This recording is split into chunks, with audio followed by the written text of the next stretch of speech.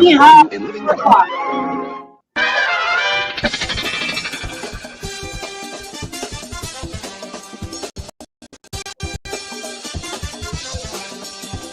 It's Sunday afternoon, so it's time for Doc's Kid Party. Join Doc, co-host Jeff Kendall, and their guests for 2+ hours of fun, frivolity, and maybe fisticuffs. Maybe. And now, here he is, your host, Doc Duckus.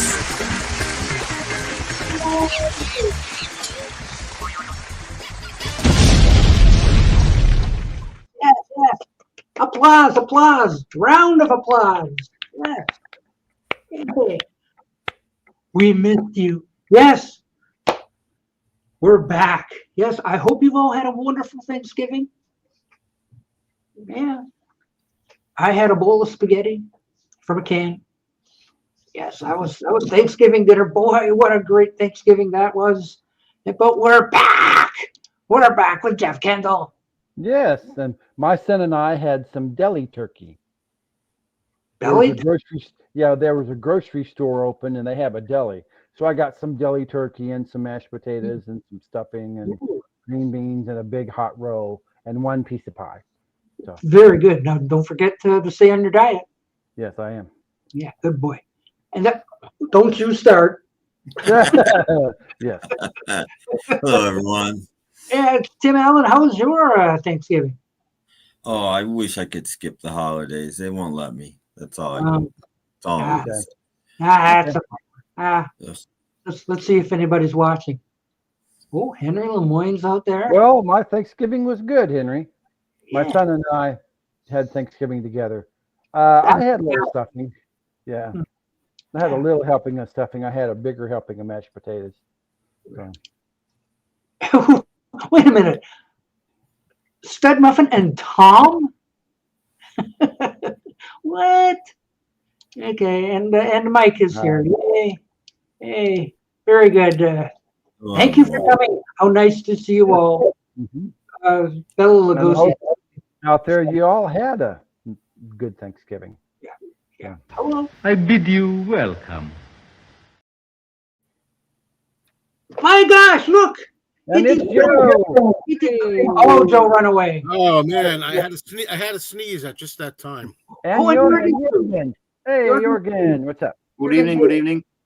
Oh man, I don't know if they have Thanksgiving in Sweden, do they? Nope. Nope. No turkey for you? No turkey. We don't need to adopt each and every tradition that you have. But it's not that we have taken Thanksgiving. We have taken Halloween from you. Okay. That's good. Well, maybe they have candy or, Thanksgiving is a tradition due to American history. I mean, why would we celebrate American history? Okay, well, that's cool. I don't even celebrate American history. I just want to eat the turkey. That's all. Just bring on the food. Yeah. But I watched the parades. I watched the football game, which we won by a stupid Chicago coach. Like 30 seconds basically left in the game. They had one timeout. They could have gone for the field goal, and still they tried to make a play. Like, what? And of course, they lose the play, they lose the game. Oh, too bad, go home. And the announcers go like, what are they doing? They've got a timeout to use. Hi, James. So that was great. And Joe's here. He had no turkey, I guess. What? Yeah, I had turkey. But, I was getting really sad when you said you just had a can of spaghetti or something by yourself. Then I realized you're in Canada. Doesn't matter. It's just a day like any other. Yeah. Oh, should have clicked out. Did you know there was a new Snap, Crackle, and Pop-Up? I knew it. Yeah, I saw that. There's a new one up. Yes. I knew it. Oh, listen. It's an interesting one. I'll say that about it. It's interesting. That's the best I can say. Doc, you have to say it again. explain my Thanksgiving. You have to say it again. Play it back a little bit, Henry. Yeah. Just go back 2 minutes. Yeah. So I had a Thanksgiving to myself. Yeah. So like football and parades. Oh, two things I hate: parades and football. Canada celebrates Thanksgiving a little bit earlier. Mm-hmm. I don't know. I watch the parades. I like the parades. Mm-hmm. And did any of the big balloons get popped this time? not that I noticed. Okay. It was raining, really raining in New York. Mm-hmm. I want to spend a Thanksgiving with Danny Ambrosi. I'd like to spend a Thanksgiving away from Danny for once. Too much Danny. Wasn't much of a review, though. Yeah, what were you smoking? You're the only one that absolutely loved it. You put Beatles on for me, and I'm just like, Well, I'm mesmerized by stuff like that. It's weird because first when I made the video, I thought, even though I gave things the good and the bad, I kind of felt I made it too good. Then I saw it again a second time. The second time, I felt it was better than the first time because I knew what to expect. I knew what not to expect, and I took it on its own merits the second time. Why would you boycott the new Beatles? It's up to you, Richard. It's pretty good. I know why. I don't know. Like I said, you put in anything on that shows them, and they're supposed to be like caught off the cuff and not, I don't know. I'm just like, wow. Of course, there was a couple things. There was a couple of things I felt they should have cut. Oh, you with the clothes. That was great with Ringo's I clothes. didn't like that part at all. No, I didn't get that either. And there was too much music from 65, 66. You saw that. Why? Why is this in it? I'm just wondering if Richard James is boycotting, does a woman girl-cutting then? Maybe. If it is boycotting, it should be girl-cutting also. But I would have said, if I was doing my review again, I would have been a little more critical. Like I like Smokey Robinson a lot. But I didn't need him singing yesterday. Yeah, again, and it's not 64. So why was that in there? Yeah, they even had a clip from a 1967 television special of Leonard Bernstein. That kind of stuff. I'm like, no, I don't need that. And Jack Douglas, nothing against Jack Douglas, but he had no business being in there the time. Oh, Robert.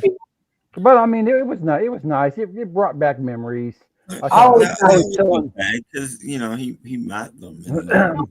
How can you not be interested? I don't get it. Yeah, I always remember telling Doc before I went to school. Mom used to take me grocery shopping. I'd see all these tables of Beatles merchandise. Table after table after table, and that was in the '64 and probably later on as well. And it was a good memories. If you're a Beatles fan, I would think you should be interested. Yeah. But I'm wondering, like, Doc, did you see the first U.S. visit? Yes, I have it over there. Oh, so you're familiar with. Again, so many things I would have pointed out in my review if I'd seen it twice. People don't realize, like, they see things and they think, "Oh, I saw this already." Like, for example, the scene where the two girls are in the hallway trying to get into the Beatles' room. I saw that already. People will say because it was in the other. However, there is a little more here, and there's even one part that nobody's talked about, which is like a horrible example of police brutality, where when he's escorting them out of the hotel hallway, he says, "Yeah, I'll throw you down the stairs." Oh yeah, I remember that. Yeah, they didn't have that on the last one. Little things like that. No, well, things were more politically correct then. Like, I don't think in the Maisel thing, they had McCartney making the cameraman go down and show the microphone, which I love. I love that, but I don't think that's in the first one either, because they wouldn't do that then. Right. And the stuff at the beginning when they're listening to their voices in the headsets and they're amazed, but that's not in the first one either. However, depending on what copy you have of the first DVD, there are bonus features. That's all in the bonus features of the first DVD, not in the actual film. Yeah. And I didn't like the part where they're in the car listening to them promoting them reciting poetry. They cut it before, I forget if it's John or Paul says, we ain't written no poetry. They cut that. Why? Why did they cut that? Yeah, another thing. They cut that line. Paul says it, and then the other thing is, that whole sequence you're talking about. They're in there, and then you see the people outside on the street. The car's moving. You see a horse. You see a guy with a camera following. Mm-hmm. This time, one, they play "Till There Was You" over the audio. Whereas in the last one, it's them, the Beatles, like reacting to. You say, well, I didn't think anybody thought we were coming. John says, "Yeah." Mm-hmm. Hey, those Pepsi videos are worth a lot of money if you find one. Mm-hmm. Where did they even get one from? They probably gave one to him. I'm sure. They're probably a gift. I kind of like when the guy had the camera and he's following them, and then the car speeds up and he's. What I'm saying is, in the first U.S. visit with that scene, you hear things like, I think John says, "Oh, he's going to get the horses behind." Mm-hmm. Oh camera and stuff like that. And this time they just played "Till It Was You." Well, you got the first U.S. visit, you'll get all that.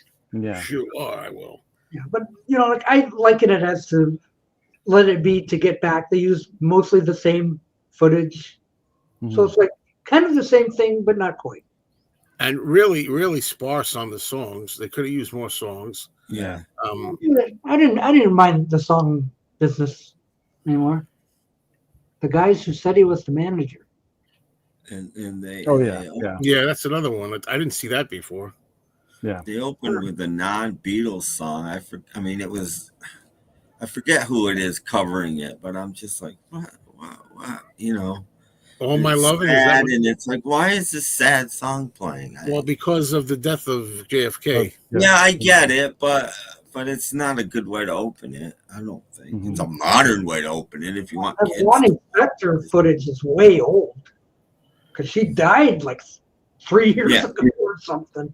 Mm-hmm. So I'm going like, what's Ronnie Spector doing in this? Oh yeah, no, that Ronnie Spector footage was like from the 80s, probably. Mm-hmm. Oh, that old? Wow. Yeah. Yeah. Well, that's what this basically is. First U.S. visit extended kind of extra footage. Yeah. And the footage has been cleaned up too. Mm.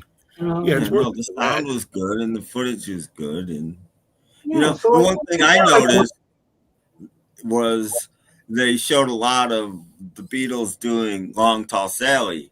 Oh, that was great. Which, to my knowledge, that's the only recorded performance of a song post with video and everything before it was out. I don't think they'd even recorded it yet. It certainly wasn't released yet.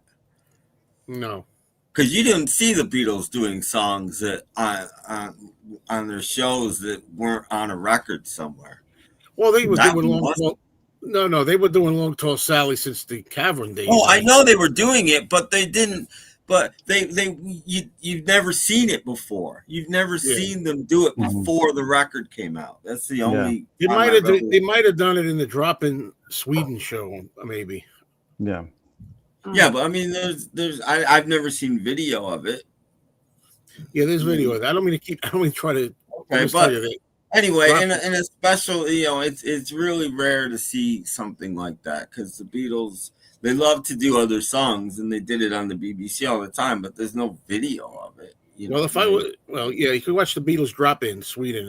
But anyway, as I was saying, if you ask me, which you haven't, what my favorite moment of that was, probably "Long Tall Sally" was my favorite moment. It was rocking.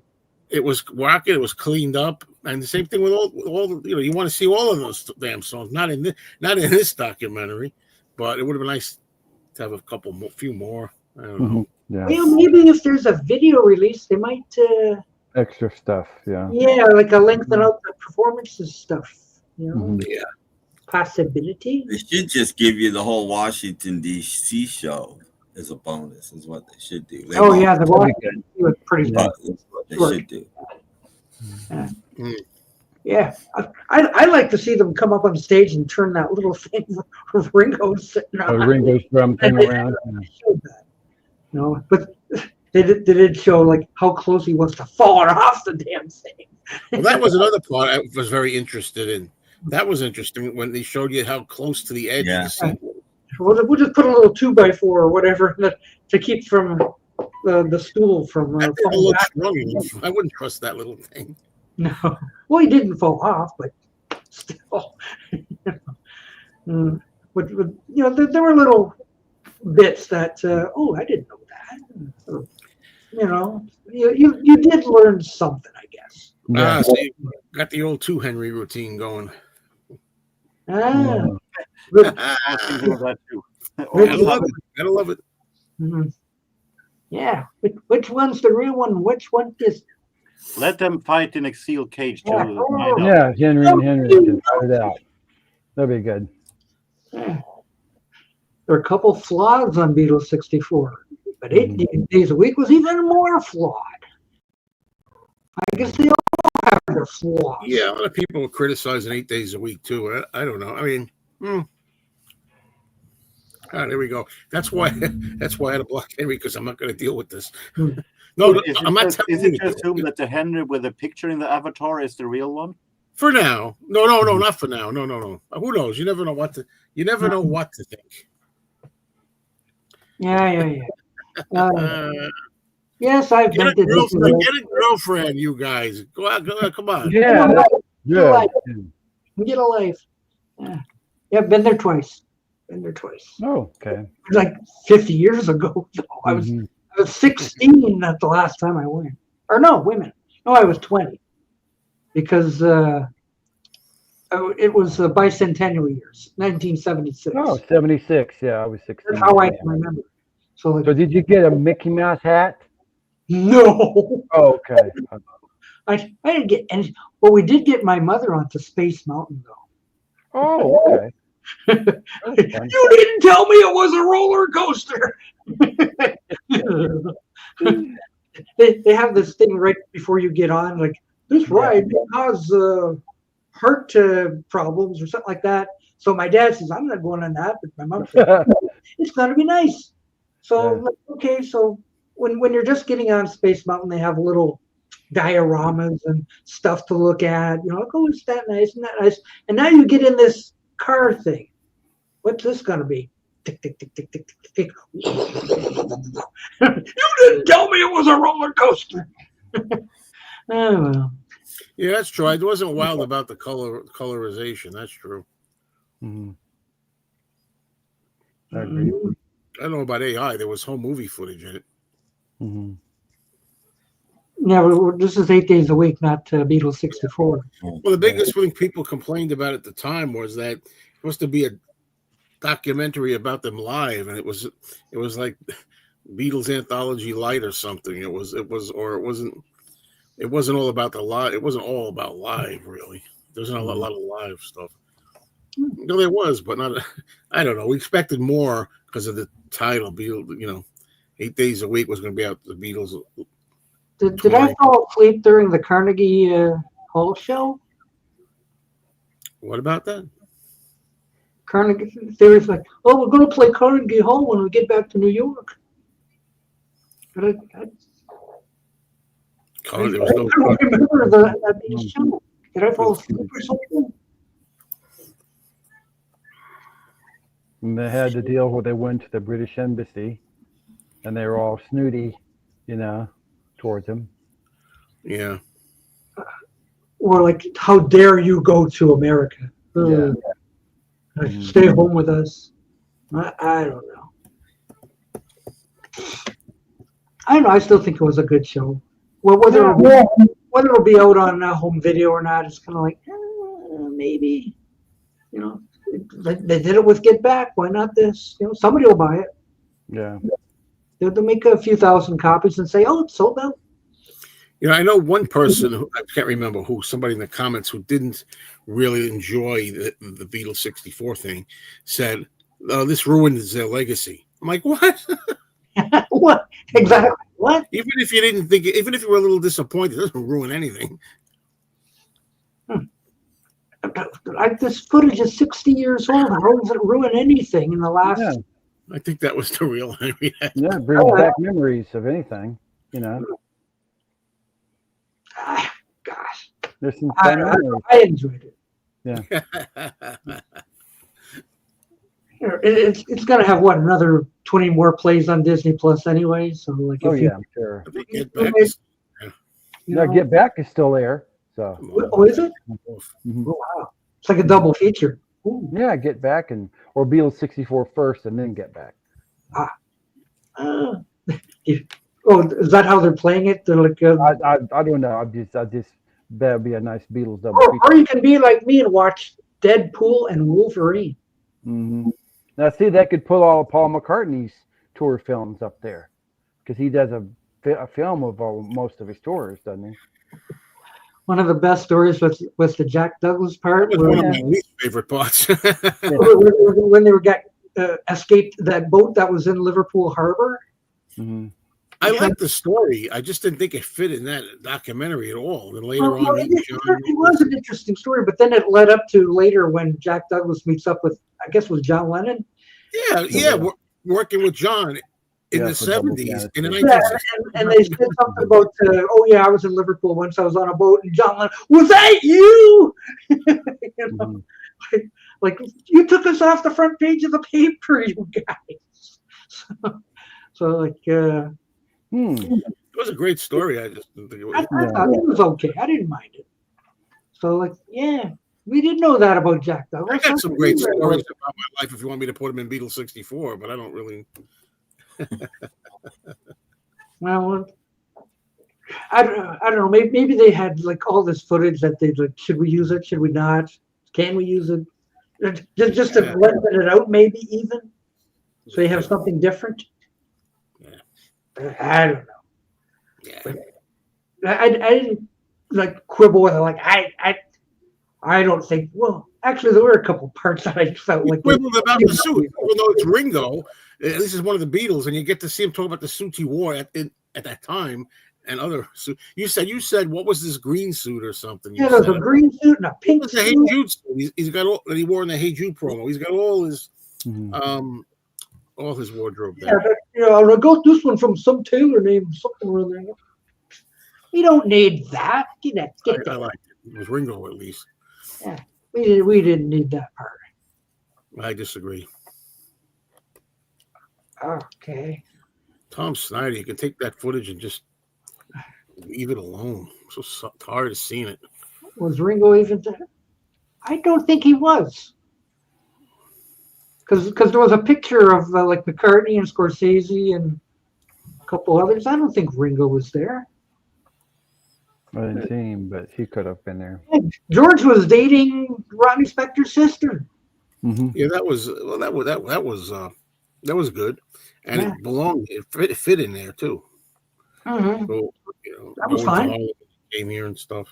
Yeah. So there was some stuff that was pertinent to the idea, and some pertinent. Is that a word? Well, no, I mean I agree with your word. Oh, thank you. That's a long word. Don't ask me to spell it. I wasn't correcting you. I was agreeing that that's the right word to use. Yeah. How about relevant? Relevant. Yeah. The footage was relevant. Yes. So I don't know. I enjoyed it. I would recommend it. Why not? It's Beatles. You want to watch Beatles, don't you? It was fun. If you were alive back then, it would really be fun. You know. Because it makes you think about the memories. One girl in the crowd too. Today, I guess. You know, so that was me back then. You know. Yeah, that was me. Well, I personally, everybody's different, but I personally can't get enough of the actual fans in the day. I mean, I'd see as much of that footage from the '64 with fans running around as I could possibly find if I was them. And there's more too. There's more. Oh, I'm sure there is. Yeah. Yeah, I was waiting to see if they had the girl with the saying like, I got a picture that I painted of Paul growing up through a garden and all this kind Proud of of stuff. a new generation or something like Yeah, that. the other guy, Yeah. you can't see them, they're pushing us away. That one's on. I think it's on the Good Times video cassette or whatever it is out there. It's out there somewhere, but like, I Oh, forget I'm sure what it is. video has which parts. So I know I probably got it over there, but I don't know. And the complete Beatles, they have that with that girl in there, that old video. Yeah. Those kids were crazy. It was deafening. I'm sure it was. But they even asked them, like, why are you doing this? Like, why do you? It's how they express their love for them, I guess, or something. Yeah. It's just scream. What? I was hoping they would do what that one guy Joe does. I was thinking about that. I got every Beatle record at home. Every Beatle record. We didn't get to see it. Yeah. I don't know, those two girls kind of reminded me of like the movie I Want to Hold Your Hand, when they're trying to sneak into their room. We'll hide under the bed, that sort of thing. We'll do anything we can. I like towards the end when the two Maisel brothers are screwing with the two girls and send them on a wild goose chase down the street. I love that. Is that them? I never. Yeah, well, one of them. It's going to be one of them because he's holding the camera, and they're the guys that actually shot it. So yeah. Yeah, and that one girl really had a New York accent. Oh, yo, yeah. And I like that they put a few seconds of the original "Got My Mind Set on You" in it. Yeah. George, that was a very nice thing. George bought that album, not on that trip, on the trip he did alone before, but still, it's a song from the time, and I'm glad that they included a few seconds of that in there. But did we need to watch the Miracles do their "You Really Got a Hold on Me"? Not really. Well, no, that's fine. Yesterday, I didn't get yesterday. I don't get any of that stuff from later. Do another documentary about later. This isn't about. And every once in a while, they would. What was that thing like about television? Like there was like a technical thing, There was the color footage they kept interjecting in there about. I don't know if it was a techno thing about TV or something. Oh, when they're talking, you could hear their voices, kind of like an echoing or something. No, it was a documentary with some guy talking about, I don't know, television or the history of some technology or something. You got to see it again. No, Robert P. I'm not cold. I like having the top of the hoodie on. Trying to shut out this Beatle talk. That was Carl Sagan? Oh, no. Is that what that was? No, was that the one with Leonard Bernstein talking about? Not even that. It was something else. Oh, okay. See, that's talking about she said. So. Yeah, that was again. That shouldn't have been there. That was, wasn't part of this. Mm-hmm. I don't know. Maybe it depends on how much Paul and Ringo had, in this thing. Like, yeah, leave that part in. Or why don't you put this part in? How much did they actually participate in the making of this thing, if any? I don't think any. All scores except for being interviewed. I don't think any. Mm-hmm. Well, at least the interview with Paul kind of made sense. Like it was done when he had that painting show. I think it was in New York a while ago. So like that's what it looked like where that was from. Yeah. No, it wasn't paintings. It was the picture book that correspond with the show. So that makes sense. Yeah. But when they went to Ringo's stuff was like, this doesn't make any sense. You keep talking about it. I'm going to challenge you, everyone. He's showing you the suit that he wore in the footage in those days. Yeah, the very first one, yeah. And then he goes on to these other things. All right. You know what? I'd rather see the other, not here, but I'd rather see the other ones, the green one and the purple one. And I don't know. the television thing about Ed Sullivan, how important it was. No, it was. Look, I don't know how to explain it. It wasn't even that.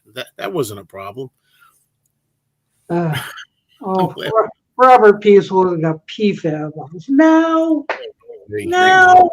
Mine's over there. I don't even have it here. No.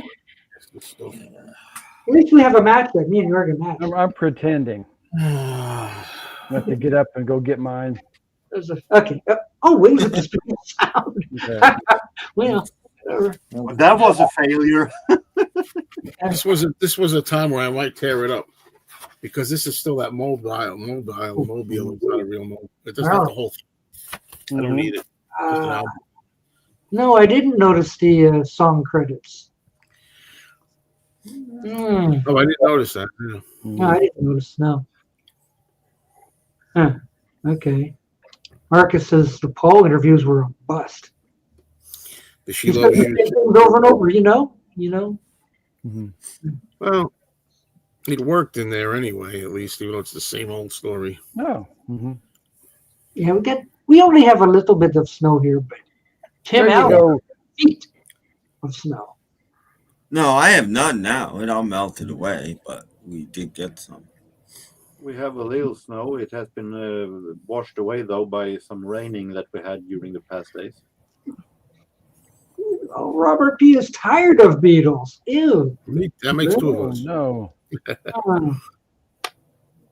Well-known actors have been cast. I think it's weird. Well-known actors. It should be large. I don't know. The only one I heard of was Barry Cogan, whatever. For Ringo. I don't know. He was the one who played the Joker in the. Can't see that. Yeah, Tim has feet. Glad. Well, that was good to see Paul say that at least. Yeah. They still went home though. So consensus being that most of us liked it. Yeah. Pretty good. Mm-hmm. I thought I'd go get this and show this before we move on with topics. I could take out the plastic. Oh, okay, you got it. It's the James Ray album that George bought. Not well, I have it. It's a good album, but That's George's actual record. no, Yeah. That's the one he owned. it's a nice copy of it. Though. And there it is. I'm on set on you. It's actually parts 1 and 2, but Oh, okay. There it is. So that's the version that he made a hit from. Okay. it's very different. It's very different from what George did to it. Oh, okay. Anyway, that's it. George had it for inspiration though. Mhm. And now we have a fresh take on Beatles 64. Take it away. Fit to be tied in. Oh, you're making a big assumption that I've actually seen it.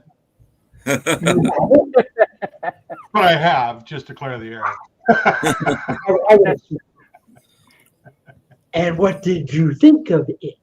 Oh, I enjoyed it. I honestly, there wasn't a lot new for me, but yeah, it was cool. It was good. It's kind of neat to see them so young. Oh, yeah. Yeah. Man, they were young. I don't think I was that young when I was their age at that point. But anyway, yeah, no, it was cool. It was good. So you're watching the documentary on. That's my in-depth analysis. That's as far as I'll go on it. Mm-hmm, mm-hmm. Oh, I have a message One here. other thing I thought was interesting very quickly was Hey, at the beginning how excited they were. They were all like, America, yeah. And like 10 days later or whenever they left, 2 weeks later, whatever, you could see they were tired and they were ready to get the hell out. Their questions, their answers were shorter. They weren't smiling all the time. They were just like, well, you can imagine you've seen America, let's go home. The pace that we're on would kill an elephant, like it was. Yeah. They probably didn't have, an hour to themselves. On any Different given away from that Murray the K guy. Yeah. There was a little less of him. I think there was a little less of him this time. But I mean, you could tell they were tired of being shouted in their faces after John was like, "You wanker." I tell you, the thing that would annoyed me was the stupid questions that were being asked. It's like, oh, come on, But that's a sign of the times, right? Mhm. Well, they were the hottest thing on the planet at that time. Yeah, well, you think they would have come up with something, questions better than an 8-year-old would come up with, but that's So they fine. could come up with. Oh, it was just sort of. Oh, there's a question for Tim. It's been a year since your last video. Can we expect? I've been thinking about it lately. Possibly. Think harder. Take another year to go from Tim mind is to just a hand. slow thinker. He's very thorough, and he doesn't want to. He doesn't want to rush things. I get it. So, quality over quantity, or something like that. That's right. Yeah. Well, When you get one, it will be a barn burner. no, it'll be in one I made like over a year ago, probably. But you'll get one eventually. Yeah. And then another one, and then I'll make some new ones. Tim's digging into the archives now. I don't have much to say. Well, I made a bunch I never put up, so I can put those up. What do they say? They're on the. They're in the can or something. Yeah, if I can find them. Oh, it's lost. Oh, lost footage. Go to the can. I'm sure you'll find them there. Not in that literal can, no. Okay, sorry. And I made a video. It was horrible. What a mess. I should have redone the thing. I had 7 minutes of footage, and when I was done, it had 4.5. Like, oh, this is awful. You got to do the outtakes again. You remember you used to do the Yeah. outtakes? Oops. Well, I'll give you an example of an outtake. I watched the Beatles footage. I watched the footage. There's a lot of that. I just take that out, take that Put out. the outtakes on the end. Who's gonna watch that? Jeez. Back in the day, I watched that over you playing things backwards, theme songs backwards. back in the day, I couldn't show outtakes; they'd be R-rated. Ooh. That's true. Lost Tim Allen Media. Tim should do a mom jail anthology video. No. Oh. Well, if we're done talking about Beatles 64 for a minute, I have a question. This is a can of Coca-Cola. It is. Yes, it is. Look, you're like to beat it up. It's very. I know, but it's the best I could do. Okay. So, original taste. Mm-hmm. Like, they changed the formula of Coke back in 1986, I think. Yeah. 87. Yeah. So, like, that was almost 40 years ago. Why are they still putting original taste on that? Yeah. You said Good question. said you were done talking about the Beatles, but there's a part in there where Paul shows the Coke can, the Coca-Cola. Oh yeah, and they don't have the pull tab. I noticed they had to take a can opener. The Pepsi transistor radio. Mm-hmm. Mm-hmm. Yeah, I saw the part with the can, and it had they used to open it that way. They cut. Yeah, pull tab. Yeah, the pull tab. I can remember that. Yeah, no, we didn't. Yeah. That's all you could do. Yeah, and then the pull tab came out sometime in the early 70s, I think. Huh. Late 60s, early 70s, and then your cheaper stuff still didn't have it till later. Your generic sodas and your, everybody had those little openers. The little the little openers. And you wanted to put a hole in both sides, otherwise it would come out glub. Yeah, you had to let the air go in. The displacement. Yeah. I don't see the classic part, but it's got original taste, though. Well, Maybe they think that this is the original 1986 taste. The one before that does not have never existed. Are they even making that version anymore? I don't think they are they? Oh, what, new Coke? No, well, the new Coke, I don't think they even make that anymore, do they? I heard they were going to bring it back on its anniversary, but Why? as a limited time thing, like, hey, try the new Coke. Remember this? But People hated it 4 years ago. Why would you bring it back now? I'm trying to think. I remember doing the can opener thing, but not for soda. I remember tomato juice. I think I remember doing it. Yeah. You know. Oh, we did it all the Soda time. too, or beer. Yeah, beer. Yeah. Not That's that I was pork having twist. beer before, but I remember my dad having parties, and you had to have a can opener. There was always a can opener like tied to the handle of the cooler.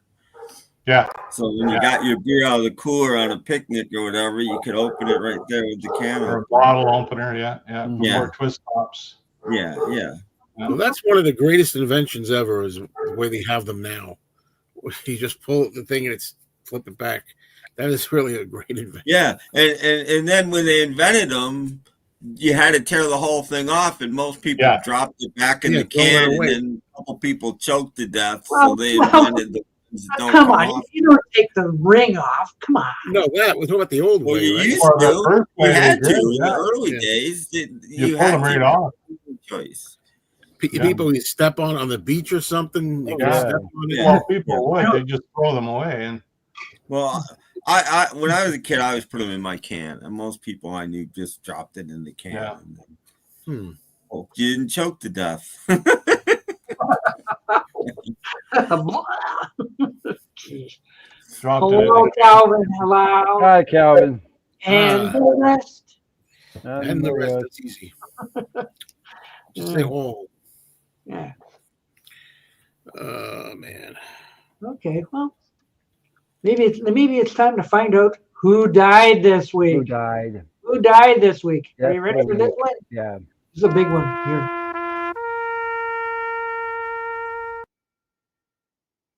It's Mike Hasenfratz. He died. He's important. That's what he holds in his hand. He's He's an important person, apparently. So, what's that plaque he's holding? Was it what is that? Looked well, like a hockey league or something. Yeah, he was a official in the NHL and Western Hockey League. Yeah, or WHL. WHL. He was good enough that he got a trophy. I didn't even know there existed a Western Hockey League. So, many linked them up like the pull tabs. Yeah, we do that all the time. Make chains out of the pull tabs. Yeah. Yeah, no, the patio of the house we lived in when I was growing up had like big from one party. My mother made a chain that went across the whole roof of the patio from one party. That's how many people showed up. It was quite incredible. Chuck was last week, I think. Yeah, I was last week. So tune into the last week's show. You'll see us do a thing on Chuck Woolery. But let's ask Tim Allen. How many feet of snow you got outside your door now? I'm none. None. None. We got some on Thanksgiving and some the next day, but it all melted. I mean, the roads were never bad or anything. It melted off the roads immediately. The TV stations are making it like Armageddon. Well, no, I'm hearing Buffalo. I'm hearing Buffalo's getting hit pretty hard, but I'm not. Yeah. Mm-hmm. Well, same out here. Like we had news reports just last night how upper state New York was getting hit with. Pennsylvania too. But I mean, it's like news is sensationalizing it, right? So it must be because we're getting it right from a person who lives there. Like, no, it's not like that. No snow, no. No, it's nothing here. We've had flurries and stuff like that. Like there's a little bit in the grass, but other than that. Well, the thing is, like in out east there, where Tim is, Buffalo, Southern Ontario, it's still not cold enough for it to stay. So it's a very wet snow. It's going to melt very quickly. Yeah, that's the thing. The ground's not frozen yet, so you know, the grass it will stick to because the grass is colder than the concrete. The concrete just melts. Blacktop concrete just gone. We had fog this morning. It was really foggy here. Well, roads are fine here. kind of half-ass sunny out right now. Guys, it's this time of year where you get the black ice. You got to be careful. Especially in a car that I'm not used to how it drives on ice yet. Because you haven't driven it enough. I may be in the ditch. The car comes up. You are in the ditch. No kidding. Yes. Thanks for telling me. Be very careful. There's ice. Yeah. Oh, 2 miles an hour. No tailgating. Because if they stop, you're in the rear end. So that's a bad idea. Okay, so you've learned about driving tips today. Drive a Hyundai. Let's go.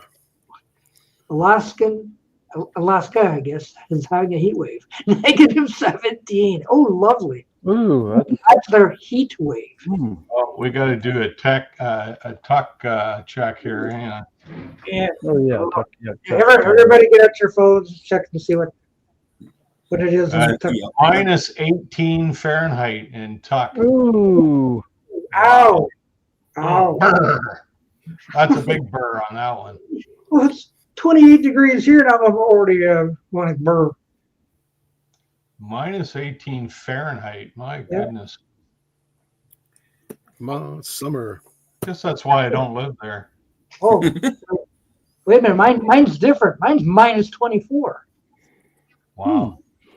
24. You must be right down on the beach. Jeez. Colder on the beach, apparently. About the water. Maybe. How many miles do I have on the new car? 560. Oh, man, why'd you even bother buying it? You're not even driving it. I know. It's a lawnmower. 560. Wow. It looks good. Haven't I had think any I'll be 10 years old before you got it broken in. Now it's getting all crummy weather. Doesn't want to go anywhere now. That's true. You know, I went to coffee this morning. That's as far as I went. My wife and I, we were talking. We were on our way to church, and we were talking about how people out here in BC don't know how to drive in inclement weather, and because our weather, there's not a lot of variation over the year, you know. So when we do get like a snowstorm or something like that, people just have no idea how to handle it. It's actually kind of funny watching them, unless they're running into me, and then I get a little mad. But yeah. Yeah, see, Robert P., you head south a lot, all that kind of stuff. I can see that. I wish I could say the same. Oh, man. Driving to drive my girlfriend to that detention center. There you go. Man, that takes an hour and a half to get to? Something like that? Sometimes an hour and a half each way. Sometimes an hour if you're lucky. An hour if there's no traffic. An hour and a half if it's bad. That's at least four times a week sometimes. Oh.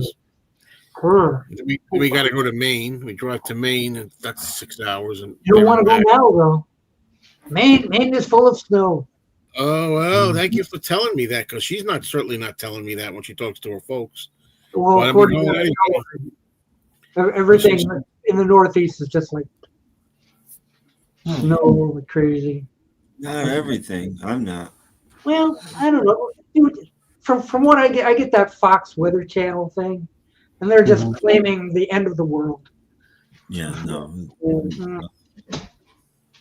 So it just showed the one guy who was like knee deep in snow. Yeah, it's snowing like crazy out here in Omaha. Yeah. Tornadoes and monsoons and all. I got two critters in here with me right now. You do? Oh, look at that. Happy puppies. I love you, Daddy. I get the feeling that the dog loves you. Yeah, well, I know they always act like it's the end of the world. They even had a thing on the hurricane season again. It's like here we go with how many Atlantic storms we've had. They've all been named, and we watch out. We're not out of the woods yet. No. So boy, get lost. Oh, Robert P. loves puppies. We're teenagers.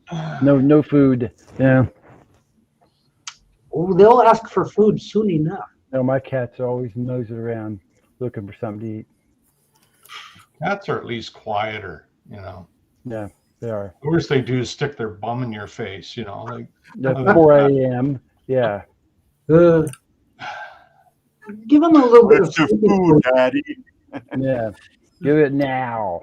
Oh, Yeah. somebody wants to know, are there any Bargooms this week? Yes, it is. Well, let's see. Oh, Jorgen, None for me, but next week is a different turn. Okay. I think Jorgen is volunteering. He wants to. Jorgen got stuff.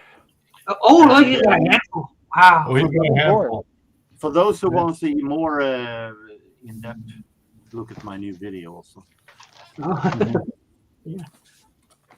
Scrapping I words. went to the thrift store and had some really amazing for jazz albums. So for you, Ollie, I think you're the one who's been nagging me about showing jazz. Here's some really nice treat for you. Good. Christopher's not here though. No, Apparently. sucks to be him. Well, these are I paid $1 for the full length albums, and they are Ooh. I Good. have three 45s also. Some, Okay. all of them are in jazz hangers. So, Teddy Wilson. Yes. Wow. That's an EP. Ooh. and we have some Benny Goodman, but not any Benny Goodman. We had Benny Goodman before he became famous. Mm. So this is Benny Goodman 28 to 29. Yeah, look at that. Laryngitis, Titus. Early days. Yeah. And this is from 1931. Mm-hmm. Nice finds. Yeah. Cold right? Now we start with some really old jazz. Mm. We have Jelly Roll Morton. Oh, yeah. He's in the early days. Yeah. Recordings from 24 to 26. 1924. Cover Wow. looks like a bootleg. I don't think it's a bootleg, but it's some kind of a little label, and I really like these because it's released by someone who loves jazz and prefers what's on the record than maybe creating something fancy. Is that jazz that's all over the place and everybody plays what they want? Oh, All that jazz. I don't think this is something that you find everywhere. I can't find it. I know. I wish I could remember it. Yeah. Maybe I'll find it. Hold on. I to be honest, Pastor Zombie, I don't know who Frankie Half Pint Jackson is. This is Sam Wooding. It's Maestro sample. It is. And the chocolate cake. For this kind of age, a really big band. I know you do, Calvin, but we're talking. These are 10-tets and more than that. It's not often you find that in this age. A picture of a Swedish ticket from 1931. Oh, okay. It costed 20 cents to get in and watch Sam Wooding and the Chocolate Kitties back in 1931. Mm-hmm. That was a lot of money back then. Nice glossy cover. Mm-hmm. And now we have 3 records with the same Three? guy. 3 double albums with the same guy. Mm-hmm. From the same series. This is Benny Moten, and Benny Moten was, let's call it Count Basie band before Count Basie, because when Count Basie was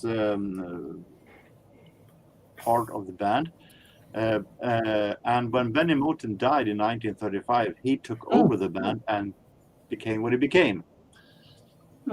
So is Basie in that photo? Is he part of that? Not in this volume. The first volume, Okay. he's not in here. Okay. But this is really amazing. Early, you can hear elements of big band in this. Though it's recordings from 26 to 28. So Double black and white. for a guy who is stuck on 20s jazz nowadays, this is really gold. So Almost 100 years old. those look like fairly new pressings, right? They're not. Yeah, they're not from 1920. Well, yeah. Well, I didn't have LPs back then, but No. No, they are of course translation from 78. yeah, okay.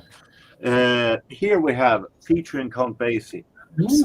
He is on side 2 and from 1929. So we're having a very young Count Basie. One of these guys, Count Basie, sitting on the piano. Yeah, he's the one on the left, I think. Yeah. The thin one, the thinner one. Yeah. And, That didn't last too long, but yeah. volume 3 and 4, and we have a volume 5 and 6, 30 to 32, featuring Count Basie. That's really cool. Mhm. That's a nice So set. all of these double album sets, $1 each. What? I'd buy that for $1. Yeah. I'd buy that for $1. Moving to the 40s, we have Jess Stacey and friends. Yeah. Jess Stacey is not that famous pianist. He plays mostly solo here, but there are some where Lee Wiley is singing. That is the two. The two of the tracks where Lee Wiley is singing. I don't know what they actually did, because actually I think they are in double speed, because Lee Wiley sounds like a chipmunk when she sings. I don't know how they did not hear that when they released this. Well, 78's the fallacy is everybody thinks all 78s played at 78, and they didn't. So sometimes when you're transferring a 78, it was recorded too slow, and so they in this case they it 78, so it's gonna be too fast. Yeah, here was too fast. But it is just that. I checked on YouTube, and it's the other ones tracks sounds normal, so it's just the Lee Wiley songs. So you knew one of those variable speed turntables where the slider you can adjust the speed. You can slow it down. Yeah, I can put it. I could 33 is the lowest I have. Coleman Hawkins, Chocolate Dandies, and Leonard Feather's All Stars, which means these guys. 1940s. I don't see Linda Ronstadt on there at all. Now, Leonard Feather was more of an arranger, actually, but Leonard Feather is more of the guy who put together. He was a journalist, more or less, an arranger. He wasn't a musician. Oh, okay. I like how it says a question mark when it comes to dedications, but I listened to it, the quick peeks, and it sounds pretty normal. So I don't know what his problem was. Hey. We have Lester Young. So these are a theme with all the black and white covers, right? Yeah, there are London Records who have released some tracks from the Commodore label. Got Art Tatum on there. Yeah, on this one. He is on side 2. He was a chocolate dandy. So really, really interesting here.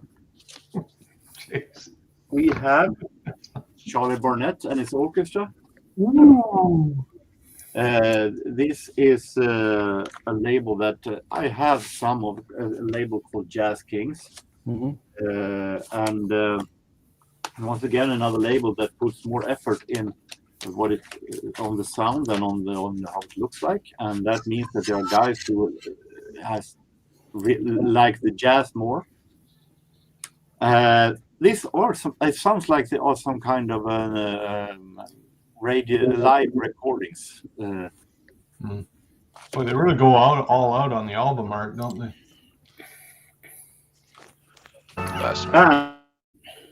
Bob Brookmeyer with these guys. Oh, with Stan Getz and Herbie Hancock. Yeah. There you go. I reckon those two. These are released on a label called I Love Jazz. They always have been seen as a low budget. Yes, they are really nice. I've seen Live Giants of Jazz as normally as kind of a low budget, but I have to change that because these are really nice releases from one and the same period. So it sounds really nice. What I also find interesting about this is if you take a look to this, Les Young, they have been really good with informing. This session started in 12:15 a.m. and ended 3:15 a.m. Very interesting note. Yeah, I think I have a clip of that JoJo song. Whoa, yeah! Woo! Woo! Woo! Someone low like Joe Williams. But all of these I paid $1 each for. So where did you get them? Like more of it from where it came from. So I might go back and find some more later on. So is that a record store, a thrift store, or where'd you get those? Thrift store. Erikshjälpen from Mitt Second Hand is called. Wow. So that is what I've been finding this week. Okay, looks good. Yeah. Well, George, we can't spoil the surprise, though. Yeah. Besides, those are some really great recordings. Yeah. Congratulations, Jorgen, on all those. Thank you. Yeah. And for more information, check up on your video. There you go. Very interesting. Let's see. And Did my jazz audio come out any of that time? Oh. I was playing that guy that says about jazz, and I kept playing it, but I don't know where the microphone is over here. I was like trying to put it close to the microphone, but I don't know where it is. I didn't hear it. Oh well. Oh look, Brandon Bergery. Hi, Brandon. Yeah. 6 lads from everywhere. Yeah, basically. Yeah. We're not nowhere lads. We're everywhere lads. Yeah. Oh, and matchstick with the good wood. Revolver? Yes. Oh. I don't know what this is doing here. I just found it. What is that, a magnet? No, I don't even know if it's a sticker. No, I think I cut it off somewhere. I don't know. Somewhere this was on something, and I cut it off. I don't know. A long time ago. But that looks like it should be on your fridge or something. Yeah, pretty No, it's not a magnet though. Oh, okay. Oh well. Maybe we should advertise the album of the week. Ready, kids? Yeah. Oh dear, it's Wet Dreams. Yeah. Nice. Kind of an ambient sleeping. Oh, By the way, how's everybody feeling today? Everybody doing great? Or what? There. Only if you're 80 years old. Doing good. My diet is doing well. Oh, you're doing a diet, huh? I feel good. Mine went south this week, but before that it was good. For those who missed, I'm in my 80s and I feel great. I can jump a quarter an inch. Yeah, I can wait. Can't wait until I'm 80, so I can jump higher than that. Yeah, be careful. You better eat 1 plate of sketty then instead of 3. Yeah, true. But has anyone seen Midas Man? I have not seen it. Oh, I'm in no rush actually. I have. It's okay. You saw it. We talked about it on your movie show. Where did you see it? On a live stream. that I participated in. That's the Brian Epstein one? Yes. Yeah. Or Epstein or Stein Epps or whatever. Yeah, it's Epstein in this movie, absolutely. Yeah, we did talk about that. That's right. Yeah. Must have been a meaningful discussion. Yeah. It's all right. It's not horrible or anything, but it's that doesn't sound like it's worth the time. Really. I those clips look a bomb. At the same time, I hadn't seen it. I saw the May Pang film at the same time, and I liked the May Pang film much more. Much more. It's hard to make Brian interesting, I think. You know? He's boring.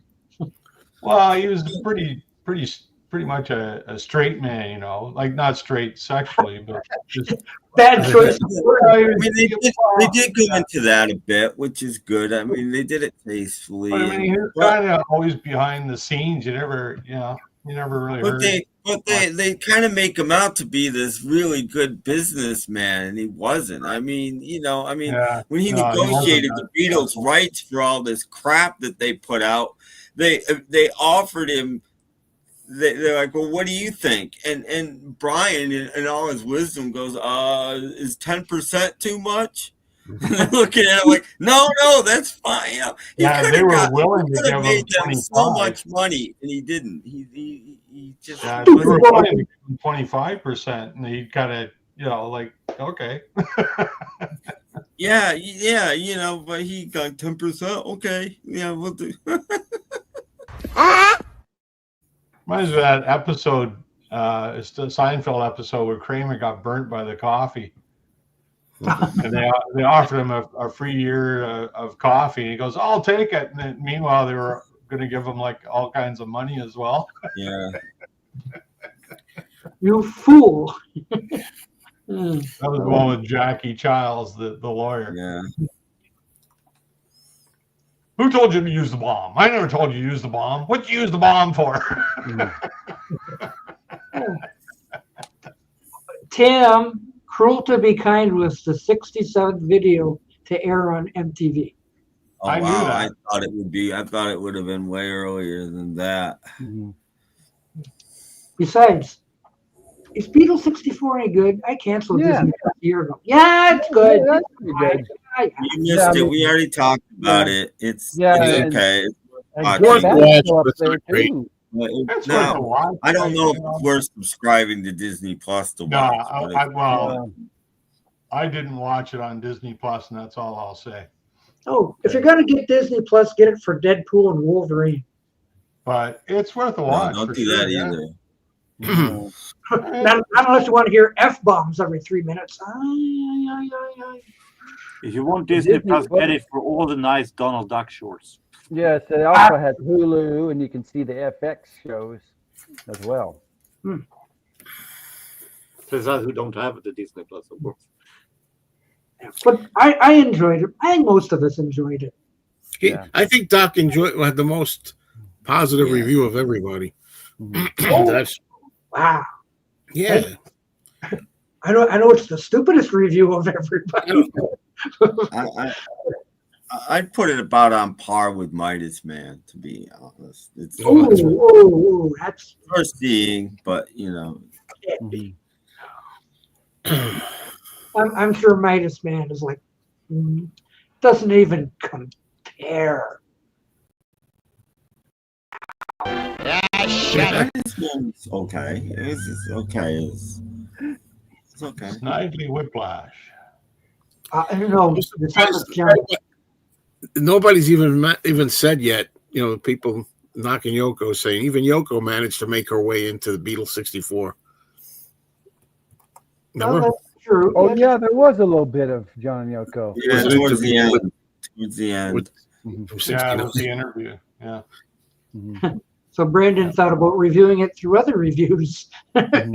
Just whatever everybody else says, he'll take it for granted, I guess. So Tim, are you still watching Columbo?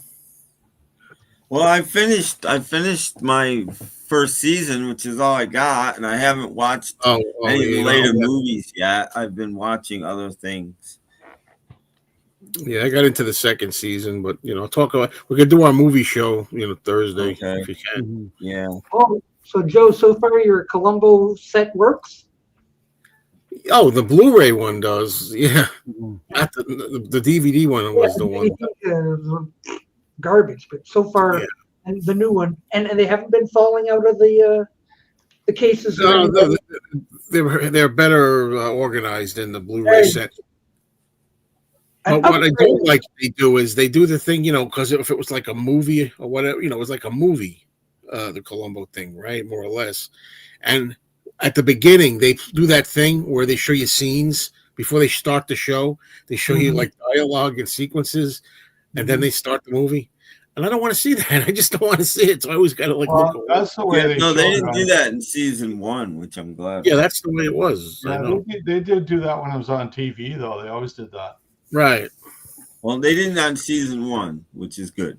I mean, of course, the purists would probably, like to have that, because that's the way it was.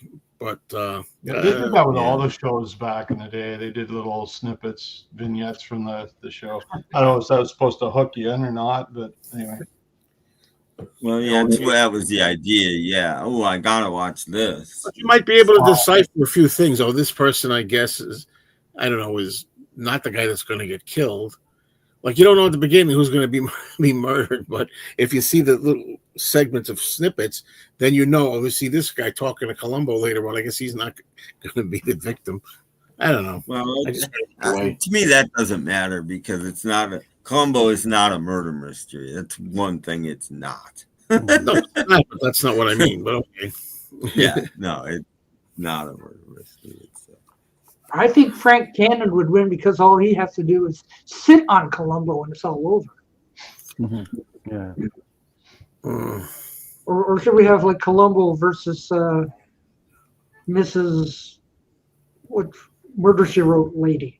How about Barnaby Jones? Why are they all so old? Don't they have anything better to do? Oh no. I don't know. I think even Dick Van Dyke was a private detective. Oh yeah, Murder Most something or other. Yeah. Oh, that's right. Yeah. Well, wasn't that a spin-off of something, or it's something spun off that? Mm-hmm. I can't remember. I never watched it, but yeah, I remember he had a show out there for a while. Yeah, that's what I said. It's a fact. And he had some famous detectives on there too. Mm-hmm. Yeah. J.L. McCabe. They bore them to tears. Murder. Angela Lansbury. Mm-hmm. Yeah, but they don't make shows like that anymore, do they? No. And then Unfortunately, Richie Cunningham's dad was a priest, and he did Father. Oh yeah, Father Dowling Mysteries. Yeah. Yeah. Everybody's done one. Doc's Mysteries. Yeah. Doc and Jeff, like Holmes and Watson. Yeah, that'd be good. Yes. When it started, it was great. But yeah, it didn't last very long. It was only a year. Only one season, I think. 14 or something like that. I Yeah, remember that. It wasn't. Yeah. That was in the 70s, wasn't it, when they did that? Yeah. Maybe middle 70s, like 75, maybe. Yeah, it wasn't long after the Andy Griffith Show. I know that. Mm-hmm. Yeah, but it was a spin-off of the first movie, though. Remember when networks did Movie of the Week? Yeah, ABC Movie of the Week. Yeah, Salvage 1 was a Movie of the week. Kind of like the Night Strangler or whatever, Night Stalker. Yeah. That got gigantic ratings. That, we can make a series out of that. Well, that's exactly how it happened, yeah. Mm-hmm. Yeah. So like Salvage 1 got gigantic ratings. Okay, let's make a series out of that. And I'm sorry, it didn't have enough stories to last even a season. Like it got stupider as it got along. They even went beyond that because I can remember seeing Battlestar Galactica in the movie theaters and Buck Rogers in the 25th Century in the in the theaters before they were TV shows. They actually put them out into the movie theaters, and then they did well enough to turn them into TV shows. Both of them. I remember seeing both of them in the theaters. I don't remember. It was all on the heels of Star Wars, right? I mean, that's the original Battlestar Galactica, not the newer one. Yeah, the original one. Yeah, yeah, the one with Lauren Green. Yeah. Oh, that reminds me, Joe. You got to watch Dan Monroe new video. Oh yeah, which one's this? He's showing some of his collection. There's a lot of Planet of the Apes stuff. Oh. Mm. What's the name of it? What's the name of it? Gone to the Monkeys. Oh, Dan Monroe, movies, music, and monsters. I know, but the video title. Oh, well, it'll be the newest one anyway. Oh, just look up. Yeah. Monroe. He's showing a lot of Planet of the Apes stuff. So. Did he say whatever happened to? No, his whole idea was show us your collections, and he started it off. Here's what I've gotten. He had a lot of Planet of the Apes. And like, when I was younger, boy, I just loved Planet of the Apes. I've got everything. I've got the Mego figures. I've got the play sets. I've got the blah, blah, blah, blah, blah. You know the rarest thing to find from a Planet of the Apes art, rarest thing is an actual bullet from the series, because they made a few, they ran out. So to find one of those is really I wonder whatever happened to He didn't have that. He froze up. Yeah. Yeah. Maybe he's still frozen. Yeah, he kept freezing up.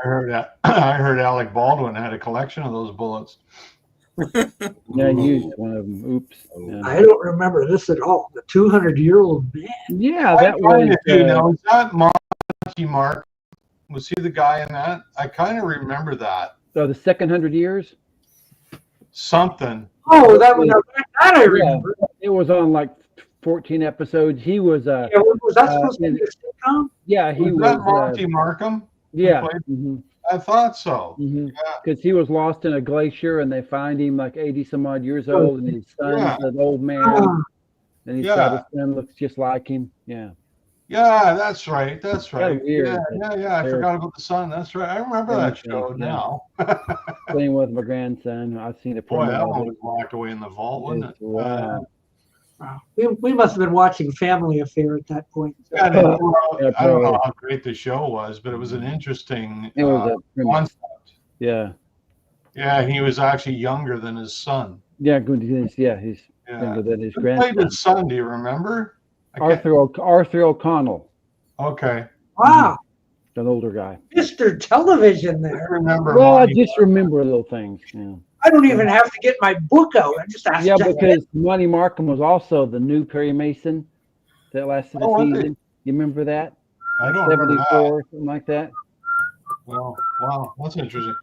Yeah, I can remember the 200-year-old thing was it was only half a season or something. Yeah. It wasn't. Yeah, Raymond Burr was not happy about it. Oh, goodness, wow.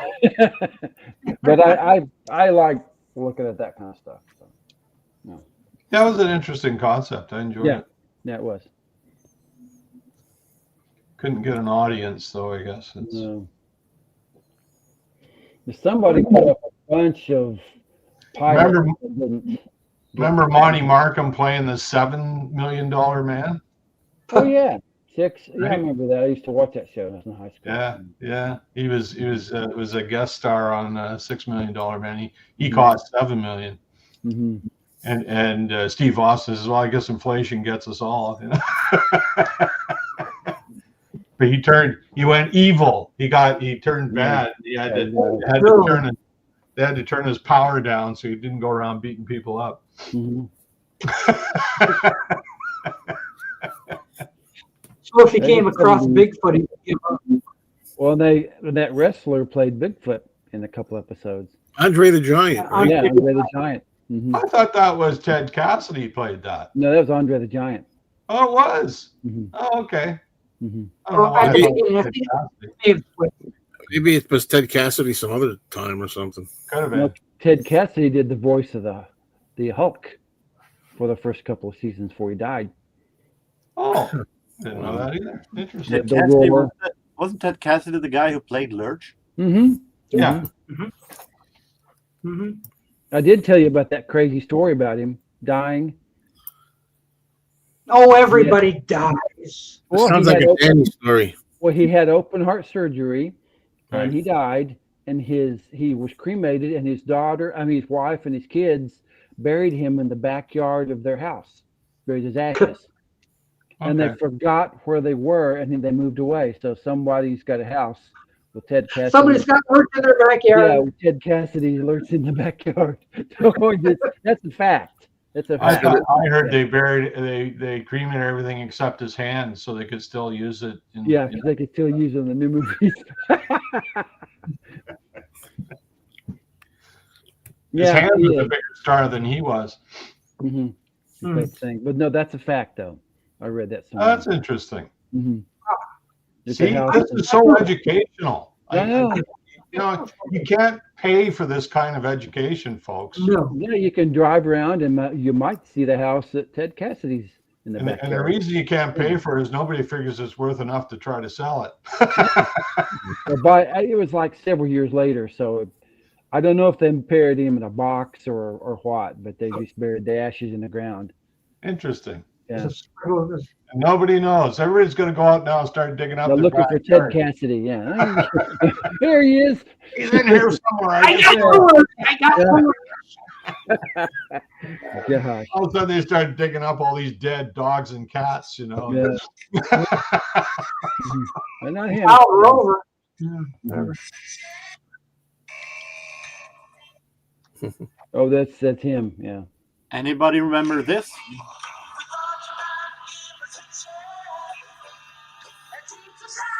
Oh yeah, yeah. Well, that's Lurch. He was on Shindig. Mm-hmm.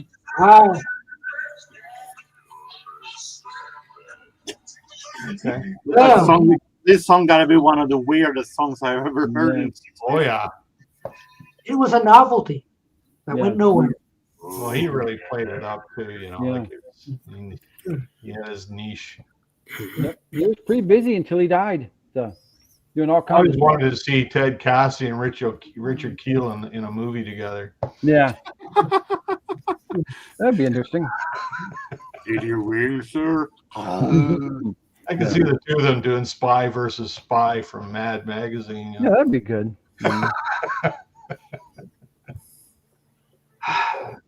Maybe we should pause for a commercial. Aha. I'd like to know how you can drink from a glass without putting it up to your It mouth. almost looked like it was some kind of a 50s Walt Disney that made that. I didn't know that went back that far, the Sprite. Mm-hmm. Well, for one thing, I don't remember it ever being tart. No. I don't get that part. Like, oh, no, it's actually tart. Like, if it was tart, Was I the only one who got to think of 50s Walt Disney when I saw that commercial? Mm-hmm. It looked like a drive-in commercial. So to Sprite me. was Coca-Cola, right? Yeah. Yes. So then I guess Mountain Dew must have been Pepsi then. Yes. Yeah, okay. Because it was kind of their answer to Sprite, I think. Mm-hmm. Well, Pepsi tried about 3 or 4 different anti-7-Up drinks, like Team. Well, I guess 7-Up would be the better comparison. Yeah, I thought 7-Up was earlier. Mm-hmm. Yeah. But, Yeah. you know, like every company tried I still like 7-Up. I have it once in a while. I wouldn't call it 7-Up was a combination of 2 earlier sodas. What was There it? was a soda called 6-Up, Oh. and there was a soda called Lucky 7. And they were both lime sodas, and they combined them and came up with 7-Up. I would have just called them Hiccup. Yeah. I'm not sure I would describe it like that. Sprite doesn't have. Wait a minute. Coke without caramel. Yeah, but there's no cola nut in Sprite. No. No. Yeah, 7-Up came first. Like that's 1930s or something. Yeah. And there came 2 other sodas. Yeah. But yeah, there was also Team. There was Wink. There used to be a lot of. Oh, Wink was, I remember Wink was grapefruit. 7-Up and Sprite was up at 8. Wink Martindale. Yeah. like Pepsi made Team and Slice and what they tried about 4 different things. What's the one they got now? Something like Spark or something. Oh yeah. Or I forget. Do we have to plug it in to drink it? Maybe. I don't know. I find these weird commercials all the time. Yeah. Look Yeah, at apparently you got a knack for it, that's for sure. Well, that one I noticed the beginning that Modern Harmonic thing is a record label. Maybe they're doing video now too, which is an offshoot of Sundays. I think it is. Ooh. So that's why that logo was at the beginning. Like I have records by Modern Harmonic. They do weird, odd little records, and they do put out some video now. So maybe that there's a video collection. Yeah. Of that. Sierra Mist. That's still around. Oh, Sierra No, Sierra Mist is gone, and it's Spark or whatever it's called now. Oh, Sierra Mist is gone? I believe so. They still have it at KFC. Ugh. They It's just, hard to drink because it's mist, you know. I don't think Sierra Mist is around now. Okay, well, maybe it's another brand. Yeah, somebody will look it up. It's like Spark or something. Sparkle. Sparkle. It's a dumb name, whatever it is. But it's like, oh, here they try it again. Look, we got another 7-Up thing. Slice was the one where they tried to put fruit juice in it. Oh, yeah. Remember that one. And I'm not sure what was in Sierra Mist, but they've got another brand right now. So if you like a grape Mountain Dew or Mountain Dew that looks like it came from outer space or something, I don't buy it. The kids like it. Like, oh, look, it's red. Cherry Blast Mountain Dew. Ugh. They sit in a boardroom making these things up. So all the cinnamon ones will be coming out for Christmas now. Yeah, cinnamon Coke, cinnamon Coke. Yeah. I bought some Dr. Pepper today, but it's in the fridge. Oh, well, it's waiting for you. It'll be cold waiting for you. Yeah, I just put it in before lunch, so it's not cold enough yet. But besides, I'm going to sign off now because I'm going to work tomorrow. So work. Have a good night. How is that? Yeah. Bye. See you later. Good night. Bye. Oh, I guess we bored him to death. One open spot. There sure is. I've only got 20 minutes at the most myself. Okay. Oh, we bored Joe to death. Okay, we're killing him off like flies here. I should kill my Poco collection and get rid of the rest of you guys. That would do it. That would do it. Yeah, calling Beetle Brad. Yeah. Well, Robert P was around. Calling Danny. Oh, yeah, or Danny, yes. Yeah, Danny. Come up with Danny has it. been on the show for a long time. He hasn't. No, he has. What I asked for. Named after Taylor. Taylor Swift's in Vancouver now. Oh, is she? Oh, it's so exciting. I just can't wait for her to leave. Yeah. Hey, Jimmy. Phantom Orange was actually invented in Nazi Germany because the Coke company in the country couldn't obtain the ingredients of Coke due to sanctions, so they made Fanta Orange instead. Fanta So you have, Fanta. Doc, I've seen you drinking Fanta sometimes. Because everyone knows oranges are very plentiful in Germany. That makes no sense. That's true. There's orange grows everywhere in Germany. Is there actually really any orange in it? Maybe a drop, just the coloring. Beatles versus Stones came to our Watsika Theater. It was pretty good, and I don't even like tribute bands. Yeah, but tribute bands can be kind of fun. Yeah. So was it one band that did both catalogs? Is that what those guys are? I think they came around here too, and they did like a pretty good set as combination one and a set as the other type thing. for a cover band. Man, they got the '60s. That cover sounds band. familiar. I think they've been around here too. Yeah, is it one band like does both catalogs? I think yes, it is.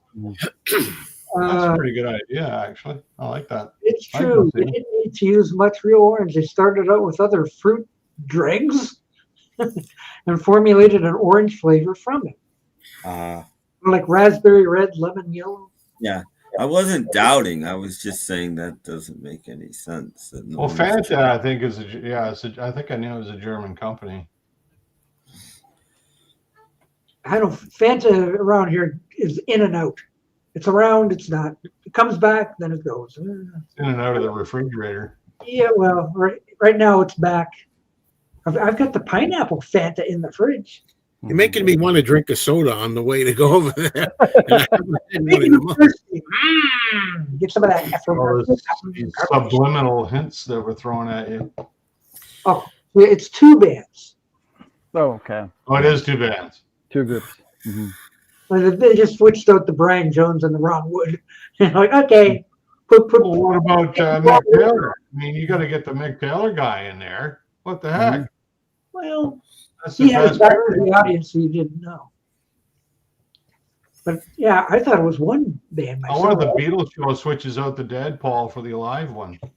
Well, they got to wait for Jimmy Nickel too. Oh yeah. him too. Yeah, the Pete Best nickel thing. Yeah, they might as well throw Alan White in there as well. Yeah. That would be funny to do an accurate Beatle thing, and then like Ringo leaves, and you bring in this Jimmy Nickel guy, and all of a sudden they're playing like at triple speed, you know, just for one song, and then he leaves, and they go back. Lead on. All tired, like, Well, I think it'd be cool to have the Pete Best guy come in and have a manager come in and escort him off the stage. Oh, rats. Yeah. We don't even want to get into the Stu Sutcliffe section. No, Stu is a prop. He didn't really play anything. No. That's true. But he could just stand there with his back to That's the. what he did. He just stood there. Oh, all the Stone songs were Brian Jones era, yet they Oh, really? and put in Ron Wood. Jeez, they're missing a lot of good songs. Yeah. Oh, well. So they didn't get into like 1970s stuff. so they Later. just did like the first sixth of their career or something. It's probably a 60s thing, right? So they did Beatles in the 60s, Stones in the 60s. Yeah. It's probably what they leave it at. That's fair. That's fair to You do. know, like Yesterday versus She's a Rainbow. Well, we got Beggar's Banquet and Let It Bleed. Those are pretty modern albums by those standards. So they'd still be able to, you know. See, they went to 1969. Yeah. Pretty good. Yeah. Be Beggar's Banquet, or sorry, Let It Bleed would be the kind of cutoff point. So no brown sugar necessarily. No, they wouldn't be doing that. Well, I mean, if they stuck to 69, they wouldn't be doing that. Nobody does that song anymore. What did we get on the radio? My question: if it's two different bands and they're performing, I'm assuming one before the other, or whatever. At the end, do they do a finale with like the Rock and Roll Circus and get John from the one? You know, I mean, Yeah, they do the Dirty Mac. Revolution, and you know, Do Dirty Mac tribute. yeah. Yeah, and then they have the Beatle band bring on Yoko to sit on George's amp, eat cookies. Yeah, speaking of Dirty Mac, it's amazing. Like 'cause Keith played bass for them, right? It's amazing how much he played bass on Stone's recordings. There's actually quite a bit of it over the years. Or Wyman wasn't around or was doing something. It was maybe playing a different instrument, and Keith filled in on bass. You know, there's all kinds of things going on. But Keith played a lot of bass for the Stones over the years. I forgot to show this. Everybody, run to your record store and look for Judy Garland. Did you get Judy Garland? 20th Century Masters thing. Yeah. So that's the one item you bought. No, I bought this probably a year ago or something. Okay. He still has it at his desk. Yes. But the finale was all of them, all at once. Oh, okay. Oh, that'd be good. Yeah, no, that'd be great. Yeah, Hey Jude, Satisfaction Day Tripper. That would work really well, I would think. Yeah. And then you bring on April Wine. You can do the whole shebang. Well, Max Webster and Rush did a track together on Max Webster's last album. They were recording at the studio at the same time, so they got together and they did a track together, which is really it's a really good track too. If anybody knows who Max Webster is, probably don't, but that's fine. Well, if you know who Kim Mitchell is, he was the guitarist for Max Webster, so now you know. And if you don't know who Kim Mitchell is, well, I can't help you. Jimmy Barnes heard that regarding the Stones, he'd read a book detailing every track they never recorded and was surprised to see how often Bill Wyman was for sessions. Yeah. Yeah. And that's why Keith played bass quite a bit. See, that Bill Wyman was a troublemaker, even then. So it's no wonder he opted out first. Keith played a lot of bass on Stones albums. Even Charlie Watts lasted longer than Bill Wyman. This is true. Yeah, I was never really clear why Bill left the band. I think he just got tired of touring. Yeah. Main thing. Tired of the grind. But he did come back. He played a track on the new album. One that they had already done with Charlie, and they brought Bill in to lay down a bass track to it. So I thought it was pretty cool to have the more or less the original, except for Ronnie Wood, but the original lineup. Did he get paid for it? Yeah. Oh, I'm sure he got paid for it. Yeah. We'll buy you a sandwich. Yeah, I've seen him on his website lately. He doesn't look too hot. He's 88 now. So. Oh, he's up there. Yeah. It's funny when the Stones are doing these reissues. Like I noticed it on Tattoo You, the reissue of that. They did the box set. There's no pictures of Bill Wyman in it. And I figured, well, why? And then I learned from somebody who knows more about it than me that apparently when he split from the band, there was an agreement that they had to pay him for any likenesses of him that they used. That was kind of the agreement. And so they don't use his likeness and they don't have to pay him. So if they, like there's a really nice book with the Tattoo You, deluxe edition. No pictures of Bill Wyman in it. The only picture you see of him is that they're standing at a bar and all you can really see is the back of his head. That's it through the whole thing. And I thought that's kind of weird because he was on the album. In the group, yeah. But that's why apparently if they were to use his image, they'd have to pay him for it. But I do have secret footage of him that nobody else has seen. And I feel great. That's Bill Wyman right there. Yeah. I don't think I've seen that one before. No, he wears a wig, I guess, now. So. Oh. No, because he's bald. Yeah, that's what the Beatles said in their documentary. Yeah, we were all bald. Oh yeah. What do you do with that hair? I take it off, Yeah. Or something like that. Go to your local store and buy the Beatle wig. Yeah. Oh, I know guys who have that stupid wig. Yeah, it was just a mesh elastic. Polyester, that's all it was. Like something you'd wear if you were baking cookies or something. A dead cat, maybe. I don't know. Yuck. The best Stones album? Mine, Brandon's Beggar's Banquet. Well, you can't go wrong with that. Mine, I just my own personal thing, and I'm not saying it's their best album, but my favorite Stones album is Goat's Head Soup. It's got Angie on it. Well, I that's never fine. did like Angie. Yeah, it's a great song, but it's got some really, really nice music on it. I love that album. Yeah. I'm still voting for Some Girls. That's good too, man. You can't go wrong. I mean, that's a pretty stellar album. Mine's Between the Buttons. See, I don't like Between the Buttons. If it wasn't a comp, it would be Flowers. But Flowers is a comp, so I won't count it. Yeah. It would be Flowers otherwise. 12 by 5.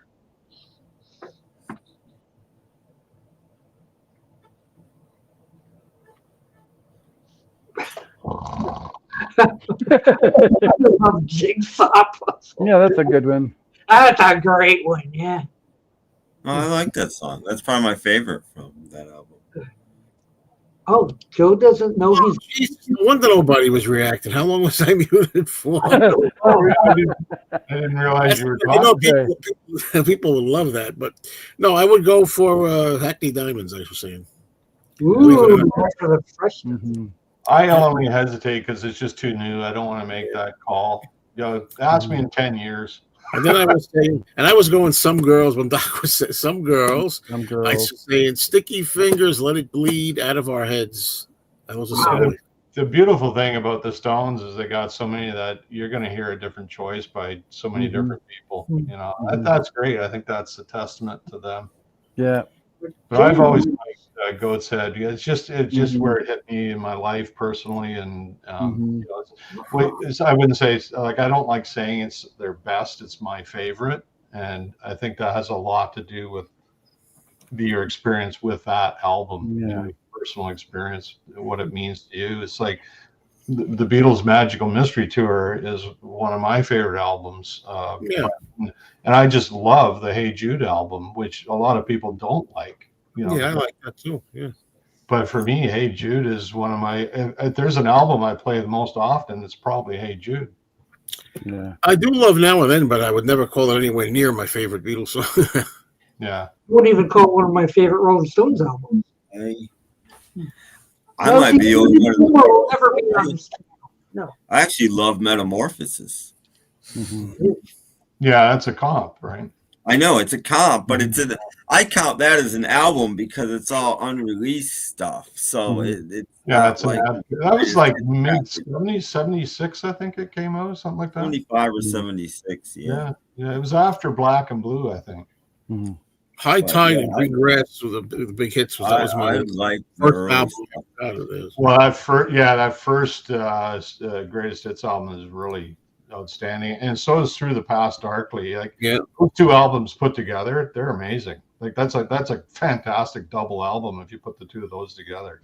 Well, it's almost Hot Rocks if you put those two together. I guess, it's very getting close. there. It's not quite there, but it's getting there. Yeah. And Rolled Gold, which is another good one from I think it's from England. I think. Yeah. I think I have Rolled Gold. I might not.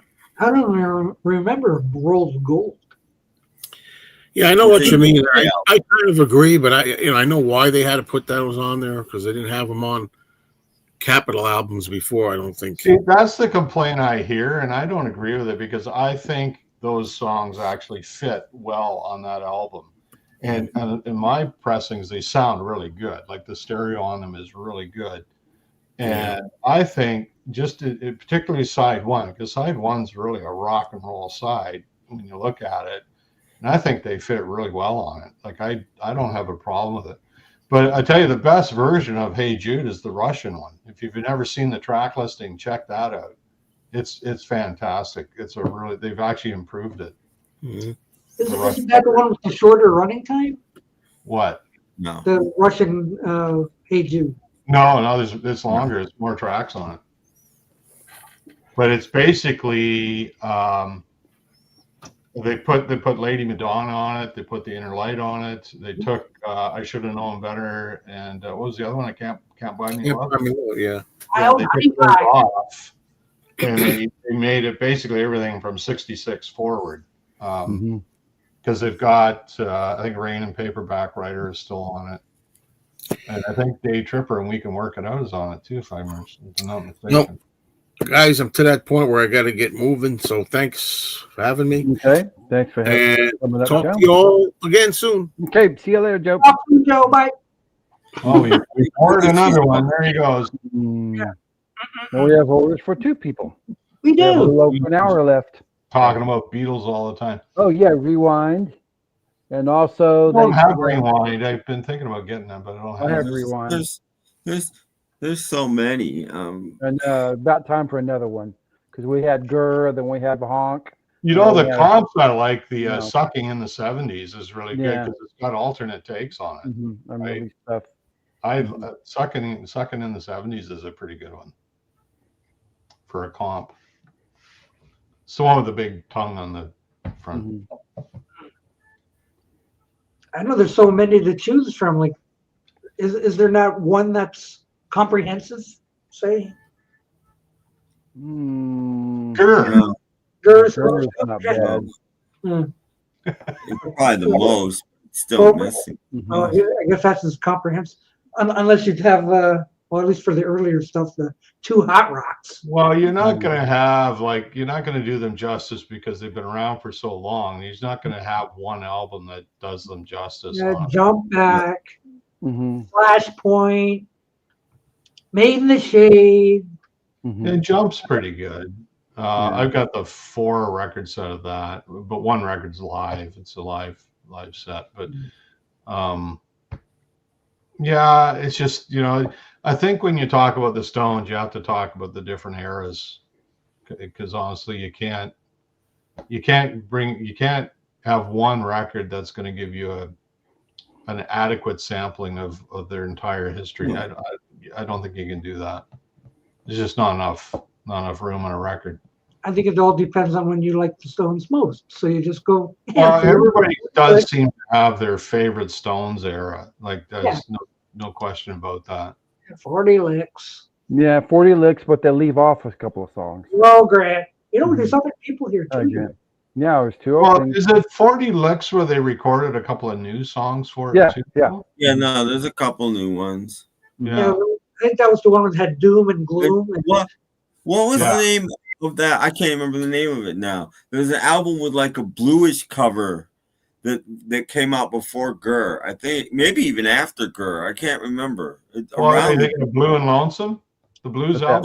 No. It's a hit. It's got like it's set up like Let It Be. There's Blue like this, and then there's 4 different tongues, I think, in each. I can't remember. I don't remember that one. Rewind?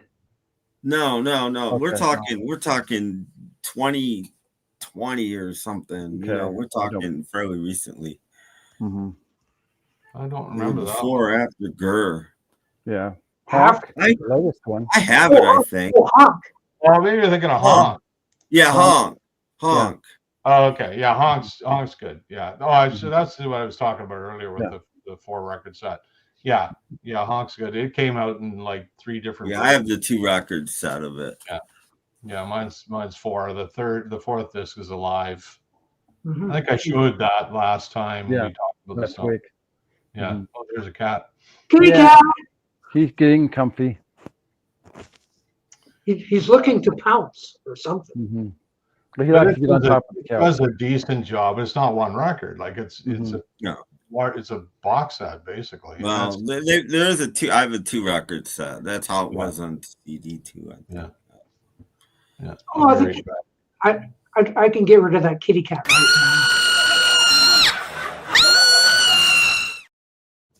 now. He's still right there. That didn't work. That didn't work. Aw. Paul went to settle his dogs down now. Yeah. I still have that 2 record set of Gurr.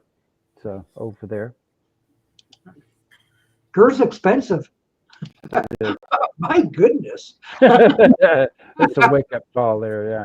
So, that's a new one for Grant. You didn't notice that one coming. That's the whole idea, is to surprise you. Yeah, surprise people like that. No, don't play that. Yeah, but when it comes on, it's a shock. That's a shock deal. Yeah. Whatever.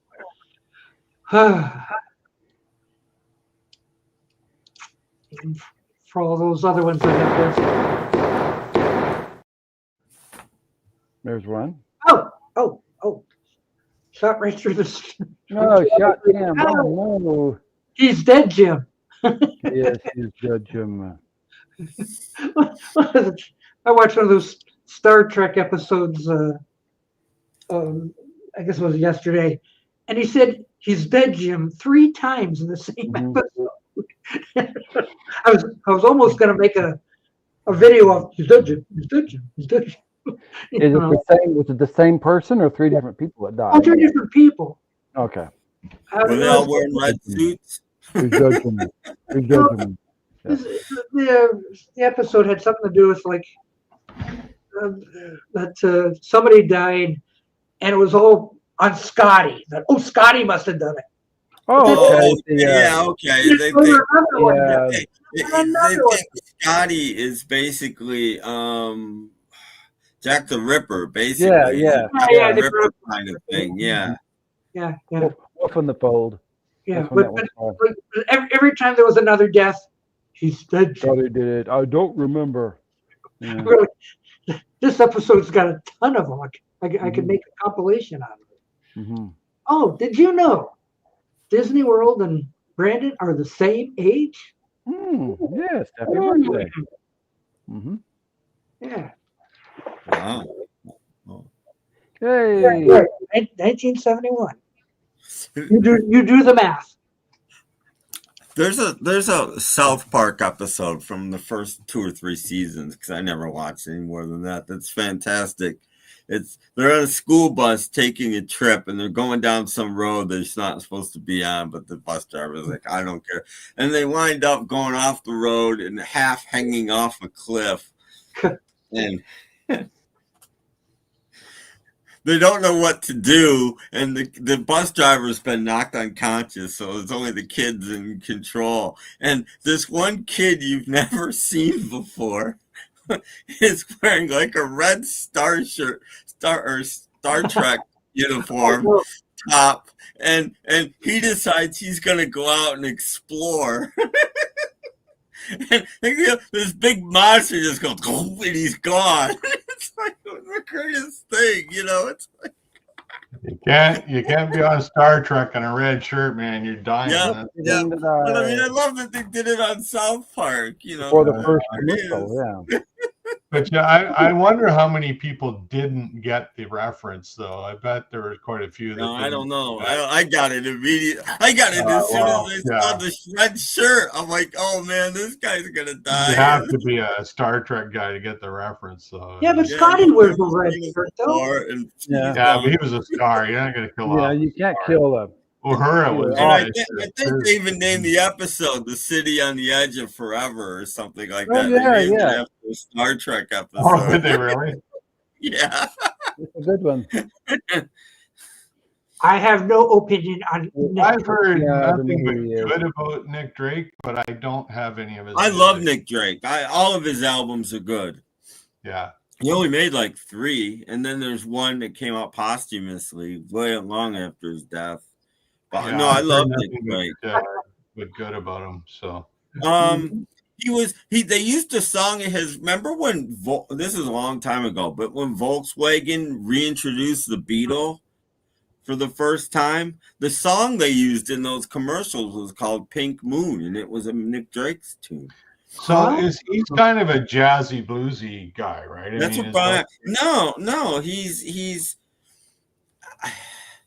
an acoustic guitar player, and his voice is angelic. That's the only way to explain it. And his music is very mellow and light. And on at least one album, maybe 2, John Cale plays violin on it.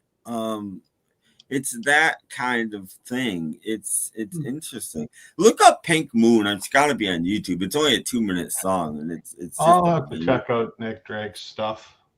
That's it. If you've heard of Nick Drake's song, it's probably Pink Moon. Although he has been used in some soundtracks. He's in the soundtrack to the Royal Tenenbaums. He's in that soundtrack. He's a Brit, right? He's from the UK. Yeah. And you look at his face, and he looks very angelic. And he opens up his mouth, and you go, "Yep, that's what that guy would sound like." He looks exactly. You expect him after you see a picture of him, you go, "Yep, that's what he's gonna sound like." Very, very good. Thanks, right here. What you got, Doc? A picture of an angelic person. Oh. Yeah. Oh. Oh, Yeah. Yes. Yeah, Hey. that's angelic. I think he looks like a monkey. Oh, no. It does. It looks like he could be on Planet of the Apes. No. Yes. Look how angelic he Runs is. over there. Oh, he's, Yeah. oh, yeah. Ich sing Lied van dich. Big Right fun up there, dick. Garrett. Big fun dish. Yes. Ugh. See, Brandon's got multiple Spotify playlists, and Pink Moon is on a lot of them. Mm-hmm. He likes that Nick. Well, there you go. I gotta check Drake. No, he does. Oh, This week's project. no, this is a He does look Donny like a Osmond cowboy. wannabe. Yeah, Donny German, Donny Osmond. But I don't know if And it's apparently, he's still making music. if I apparently. understand. Yeah. Oh, this We all one know doesn't have Mama on it. I think that's Okay, yeah, that one I have as Mama, and he I did don't some think- movies too. Hange did some movies as well. There's Nick Drake. Look at that. There's Nick Drake, 99 yeah, cents. Whoa. So he couldn't have been very old when he died, right? I mean, No, he wasn't. I don't. Yeah, I early recognize 20s. that album. I've seen that album a Early lot. 20s. There's a hit. If you just want to check out a hits comp. Wow. There you go. Ryko put this out, I think. Ryko put a lot of his stuff out. And here's, I have one more around here somewhere, but. I'd buy that for $1. Who is that guy? Yeah. Yeah. Nick Drake. Nick Drake. Nick Drake, all you people out there. I played Nick Drake on my podcast quite a few times. Ah. I don't have that. I don't have everything on vinyl. I don't have Pink Moon on vinyl. I need it, but I don't. Oh, that's purple. Yeah, purple. Yeah, Oh, I thought it was black. My plug for Matt. Matt's going through rough times. So Yeah, I'm sorry to hear of his wife dying. yeah, Mm-hmm. got a mug too. Yeah. Mm-hmm. There, see, Ollie Perry has that introducing comp. Mm-hmm. Yeah. Oh, No, he's got the mug too. Mug too, yeah. Mugging for the mug. Yeah. I have Look to at pick up on those. all yeah, the stuff that he covers. Mm-hmm. No Beatles on here though. Yeah. Oh, there's No, gotta yeah. be. They have to pay royalty. Probably. Oh, maybe. Yeah, that's true. Didn't get clearance to put a Beatles maybe, logo on there. Yeah. Yeah, I kind of felt bad for him because my wife died of cancer as well. Yeah. And it's rough. Yeah. My wife survived leukemia. Mm-hmm. Ain't easy. Life ain't easy. Mm-hmm.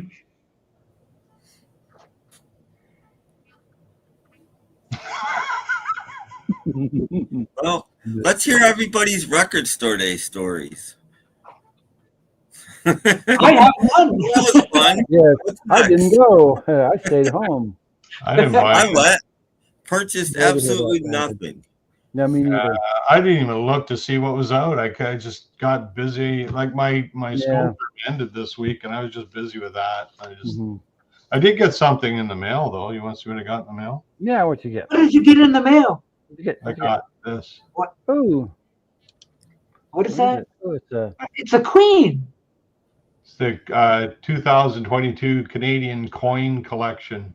No. Ooh, everything with the queen. The last, well, I think there was a 2023 with the Queen on it, but Ooh, there they are. Okay. What's that black one? well, it's a toonie. It's just a variation on the toonie. Oh, I've never seen one of those. No, I've never seen one in circulation. It might have been just for the coin set. So I'm not a big coins collector, but I thought since that's the last year the Queen was alive, I thought I'd get it. Wait a minute, Mike has a good question. Hey, I thought the Post was on strike. I got this through courier. I got it on Amazon. So, Aha. by Looks like it courier. packages, and I'm sure you guys have FedEx and UPS Yeah. and that kind of stuff too. Yeah. Oh yeah, we got all those. Yeah. Yeah. So it's not like you can't get anything. Yeah, but they just No. leave it on your doorstep and run.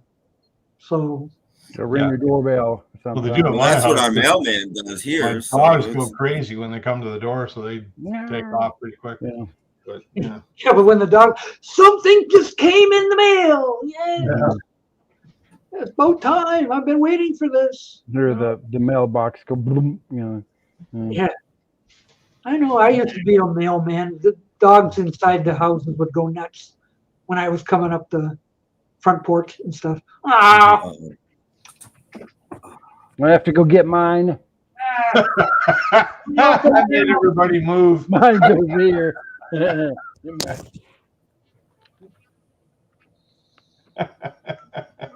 Jeff, you got to always be prepared. You know this show. Come on. It was due to happen. You might have to fire him. I think so. Yes. Like, geez. Hurry up, Jeff. My arms are getting tired. Oh, I think there's a birthday coming up. Wait a minute. Yeah. December 10th. There you go. December 10th. Susan Day is having a birthday. There we go. Doesn't say that on mine. Well, it ought to. Oh, Susan Day's birthday? Susan Day's birthday, December 10th. Oh, okay. Getting close. Coming up. I think that's the only one. I hear Even something Ramona- nothing to do with Partridge Family nowadays. I'm surprised they haven't tried to remake that show. Mm-hmm. Oh, look, it's got the record in it. Yay! Oh, Yes, on Bell. Bell Ding dong. Records. Ah. Oh, Woohoo. goodness, mine's got a record in it too. Mm-hmm. See, that's Bixby Snyder. Oh, is that his guy's name? On mine has a CD. Yeah. Oh, okay. The guy's name. Mm-hmm. Ooh, Mike's birthday's on the 31st. Oh, December, I presume, because we're already into December. Mm-hmm. Yeah, so what are you going to get me, Ollie Perry? 31st of November. Yeah. Huh? What? But he's good with that. Okay. Oh, come on. Gotta have some Partridge Family. Just missing out. That's all I can say. Yep. I've been wanting to get them, but because of the strike, I haven't ordered any off Discogs. But I've been looking. Expensive. Can't find them in the wild around here. Nobody's got their. I guess they're. Nobody wants to give them up. I don't know. I was on Discogs this morning, and everything was like ridiculous prices. Yeah, they've gone a little crazy. $150 to $200. Come on. Not paying that. December 31st for Mike. Okay. I meant. You know what I hate about Discogs? You go on Discogs and it says starting at $3.95, and then you actually go to the listing, and the cheapest you can get it for with shipping is like $80. And it's like, where are they getting these prices from? Yeah. It's the same people who put stuff on eBay for like $1,400 plus shipping. Yeah, but what I'm saying is that it tells you can get it for $3.95, and then you go there and no, you can't get it for like less than $80, and it's like, wow. The silver platters? How is that allowed? Is the silver platters and the platters two different things? Well, Silver Platters was the group that the Brady Bunch kids were. Oh. What? They were called the Silver Platters because they wanted to raise money to get a silver platter for their mom and dad's anniversary. Okay, well, then in that case, they weren't. Yeah. I have the Brady Bunch CD too. No, we weren't. Mm-hmm. Yeah. Oh, Tim, they are grabbing numbers out of thin air. I just don't. $1,400, $1,600. Oh, and shipping. Tim's not grabbing it because he's got thick air there. Now you have a CD and it's $4.99 plus $26.99 shipping. Really? Well, yeah, that's the Shipping thing. is just I mean, outrageous. most of them are like in the UK, and it's like, you know, yeah, you. I You're stopped still buying not getting stuff off $3.95, eBay. maybe $6, but then another 30 to ship it. No, I stopped buying stuff off eBay because it just the shipping just went nuts. It's just insane. Well, it's not eBay's fault. The post office went. Shipping is just Yeah, we expensive didn't now. raise it that much. Well, I look for stuff postpaid myself. I bought a bunch of stuff postpaid. Yeah, but a lot of it, like if it's international, that doesn't apply. Like From if I'm England, buying it in Canada, it's just prepaid for the US. In Canada, we got to pay. As soon as something crosses the border, it's like another $30 right on top of it. It's like, give me a break. Exactly. But some countries aren't bad. Like for some reason, I can get a CD shipped from Germany for about $7. I can get a CD shipped from the UK for between $28 and $30. Yeah, I know. It's crazy.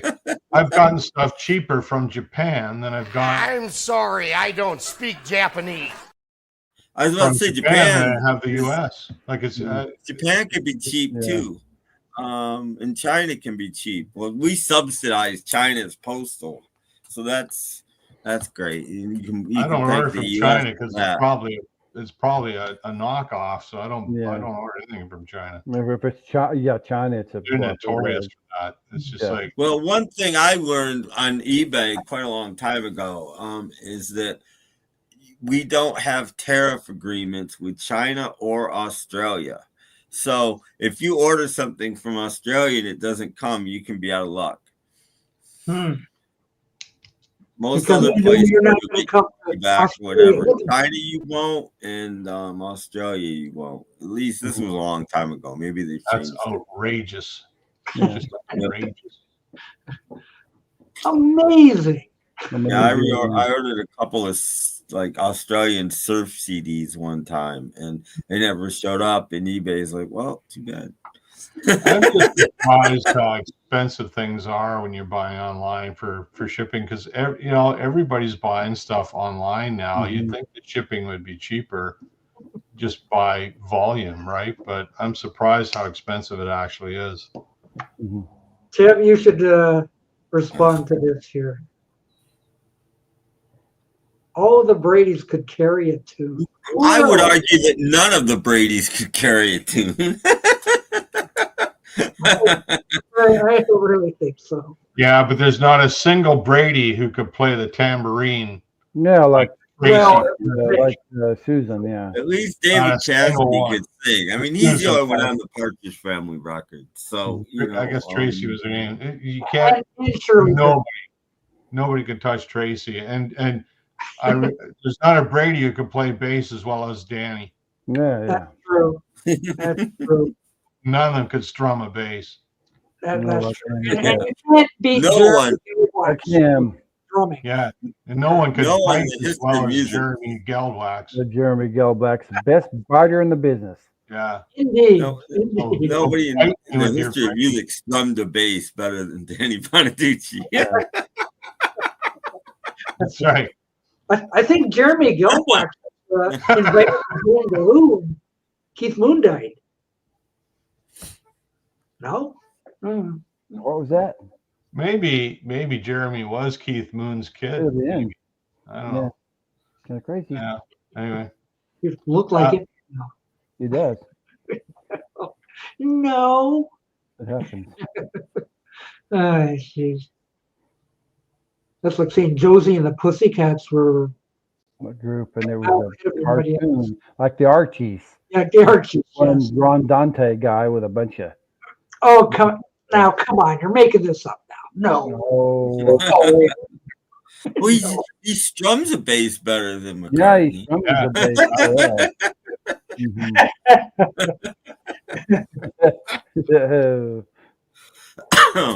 I should watch this to see if they move their hands at all.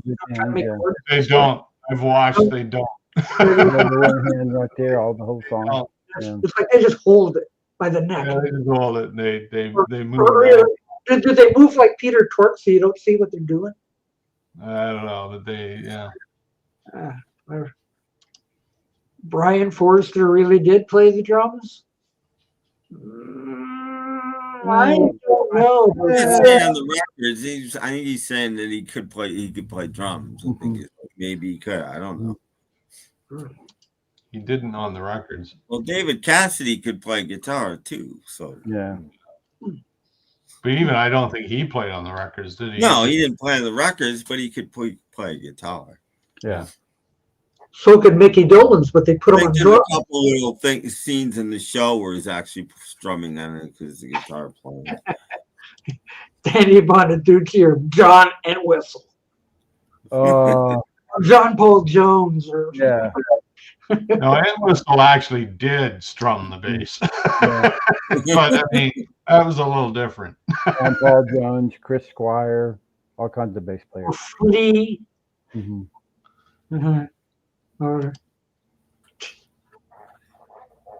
Anyone can play drums. Okay. How many here have ever played drums? Not if you don't have rhythm. I've played drums without a drum kit. Well, you've heard the old joke. No, but on actual drums. Played actual drums. That hangs around rock bands. A I drummer. was the original drummer for the damn band until the one guy couldn't finish a song on guitar, so they put me on bass and put the other guy on drums. Man, you look at any of these drummers, and they're pretty good shape. I don't know. I was no Neil Peart, but I guess I could do a little. I don't think the drums are easy to play at all.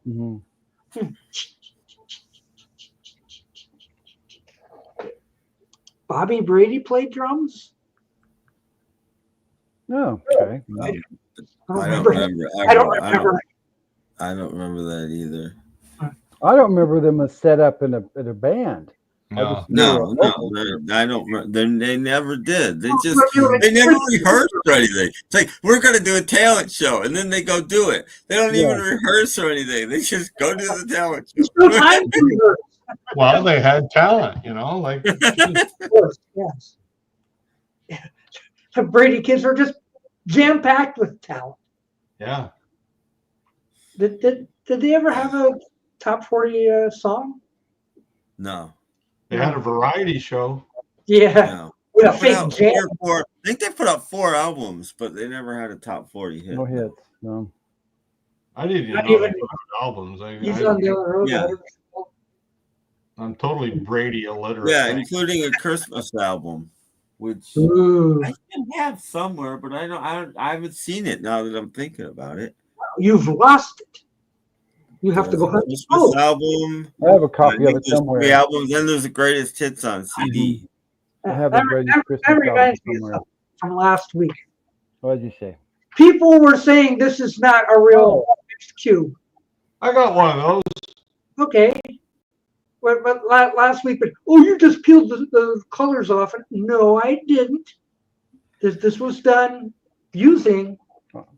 Oh, the simple solution. I had that once and I lost it. I got to get that again. I lost it last week, and I know I got it around here somewhere. I found it in the meantime. The simple solution is to you've got a messed up cube. I keep looking for that. I'm going to write that down. Yeah. I got my cube, though. My cube's all sorted. I used to do it all the time, but I've forgotten. Yeah, so there you go. See, I wasn't fooling when I said I had a book to fix your cube. So there you go. I think that's the very book I had. What's it called? Simple Solution to Rubik's Cube. Solution to Rubik's Cube. Okay. And then you can fix your cube. Yeah. Mine is. Yeah, they can come up with a complete routine in 24 minutes. Wow, that's talent. Now, I had a friend who was he got so frustrated, he started peeling the stickers off. And I told him, you can't do that. It's cheating. Well, see, Ollie, you gotta get, see, like, I had the solution. If it looks like that, you can make it look like. You probably get it on Amazon, I would think. Well, I've got this for sale for only like $1,000. How much postage? Yeah, I didn't even get into it. So like, I've got one if you need one. Yeah. There you go. So I knew it was around here someplace. Yeah. Yeah, I found it. So like, Mm-hmm. I wanted to let all you people know that yes, I did have a book. I did not peel the colors off it to fix my cube. Oh, you threw it behind you last week. I thought you broke it.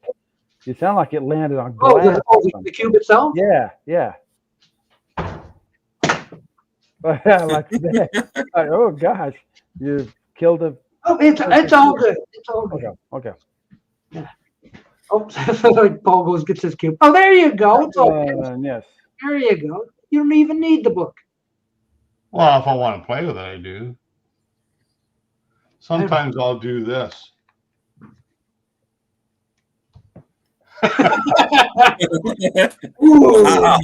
Wow. That's going to be impossible to put back together. See how good that was? Look at that. Wow. I remember this thing came Record out. time yet? Play with these things for hours. You know, it's just. Anyway. I always yawn, Brandon. It's just, I always yawn. He was like shoveling the no snow in New York. Simple solution. Mm-hmm. That's true. I want simple. I don't want anything complicated. Good idea. I hate when that happens. Yes.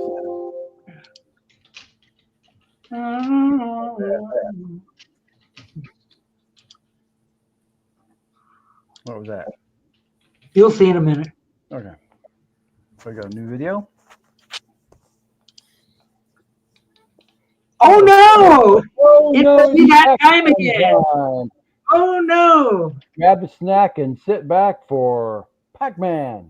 Hold on to your Miss- chairs miss- because miss whoops, Pac-Man. what did I hit? No, I break hit it. something wrong. Inky and Sue Oh, come on, doesn't and Miss Pac-Man, starring Miss Pac-Man. there we go. Okay, here we go. Now this is entertaining. It is. Yeah. Notice that I've never beat that top score ever again. Yeah. That's a big Whoa! Oh, you got him.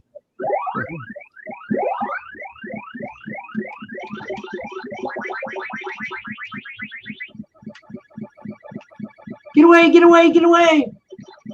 Eat him up, eat him up, eat him up!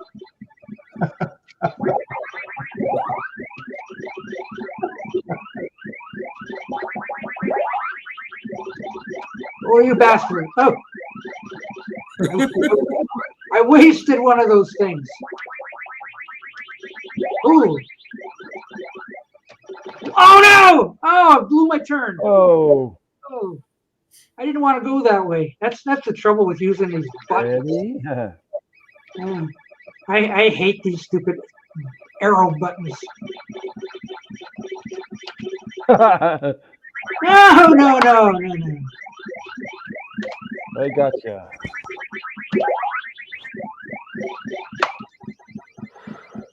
Oh, all good, all good. Arr. Oh no! Oh!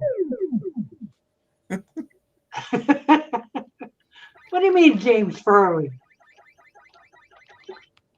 This is sad watching. No. Well, I haven't even got my extra man yet. Fine.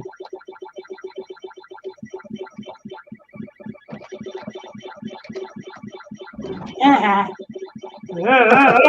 Oh. You gotta have extra good timing. Boom. Oh, thanks for coming my way. Committed suicide. Yeah, hours of fun. Yeah. Arr. Arr, arr. Oh.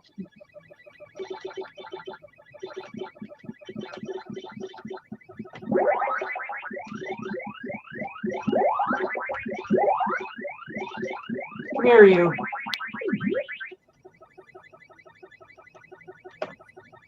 Ah! Uh-oh.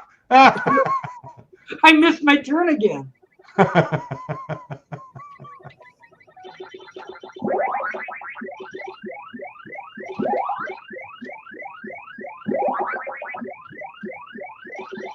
Hey! He clears the table. Hours of fun. What do you mean it's like Doc eating cereal?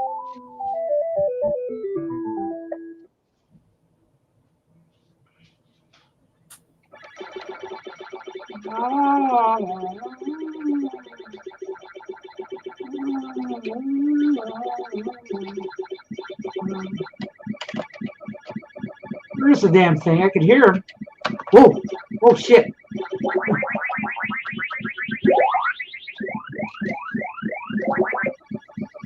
Is that an orange or a peach? Run!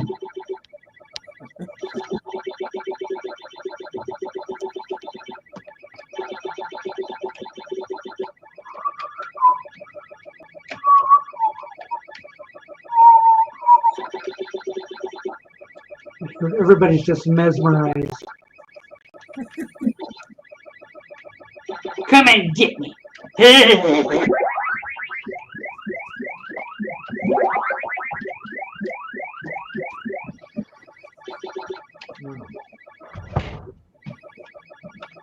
Oh no, trapped.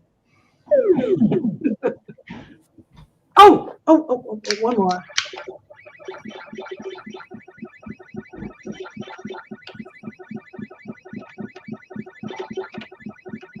They're afraid of you. They're not coming after you.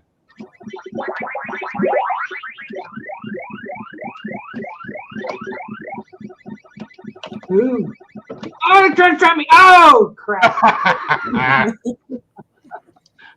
Thank you, everyone. Thank you.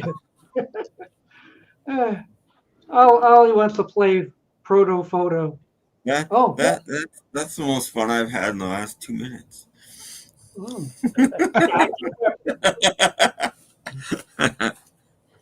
Yeah, it was Dr. Pepper there. Mm-hmm. Yes. Dr. Pepper. Yeah, give that to Jeff because he's on a diet. Yeah. No sugar. Wrong way. Yes. There you go, Jeff. Very good, thanks. Theater of the mind. Yeah. Okay. Oh. Delicious. Mm. It is. So what else we got going on here? I don't know. We got about another 40 minutes to kill. Yeah. Ugh. Want to see my Harry Chapin collection? Oh, yes. Yeah. Yes. And I'll get out my air supply. Yeah. Yeah, let me go find my Edie Gourmet album. And I'll be I like Harry Chapin. It's good. Mm-hmm. I can show you my Joe Bonamassa collection. Oh, yes. Mm-hmm. I'd like to see Harry Chapin. I want one CD with all of his hits on it. I can show my movie finds. Joe will be mad, but he's off, so he won't. He's done anyway. Yeah, show your movie finds after Okay, he gets done. Yeah, go ahead, Tim. Let's see what we got. It's Oh, the Egg. It's an on Blu-ray. Ha. It's on Blu-ray. This was $2. The 70th anniversary. Who cares? Yep. But I watched it. It's a genuinely odd little movie. It's basically a Ma and Pa Kettle movie. Yeah. It's very, very odd. Very Yeah, that's odd. right. And I watched that, and I watched this. Never even heard of this. Oh, I like that movie. Oh, yeah, yeah, that's a classic. It's a little primitive. It's on it's everybody's favorite genre of film. Yeah. It's a Criterion. This Yeah. was $1. Oh, yeah. I bought a Does that- Criterion for $1, so I Does bought that it. one have a Cars in commentary? Yeah, it has that one have it's pretty boring commentary, but it does have a Okay. commentary. Okay. How Who's much actually Adam West is in it? He gets killed. Yeah. How much did you spend, Tim? But- That was $1. I'd buy that for $1. Okay. Oh, God. This is one of the strangest, silliest movies I've ever. I watched this one too. Ooh. No, that's a cheapy one. I can tell. Wow. Two Lost Worlds. Yeah. Two So Lost what are the Worlds. monsters? This is a Western with monsters. Oh, Whoa. they would make another It's one the called. silliest thing. I remember ever. seeing a movie called Valley of the Gwangi one time. It's got to be Yeah, good. that's a Western with okay. monsters. And I've wanted to see this for a while. Unfortunately, somebody wrote over the cover, It but is. I haven't seen it. So Knives Out. Okay. That was a buck. And it's Dad's video DVD that you got. It's got James Bond in it. Or does it?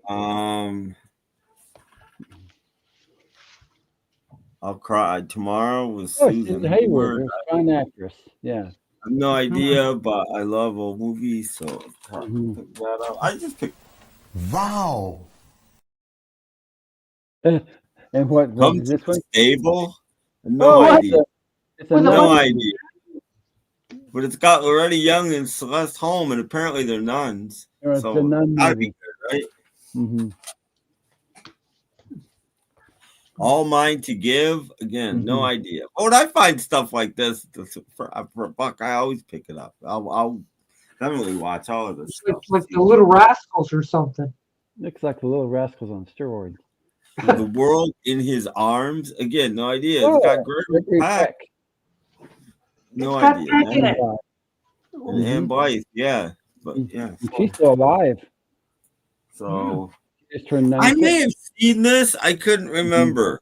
So I picked it up anyway. The Hasty Heart. It's got Ronald Reagan.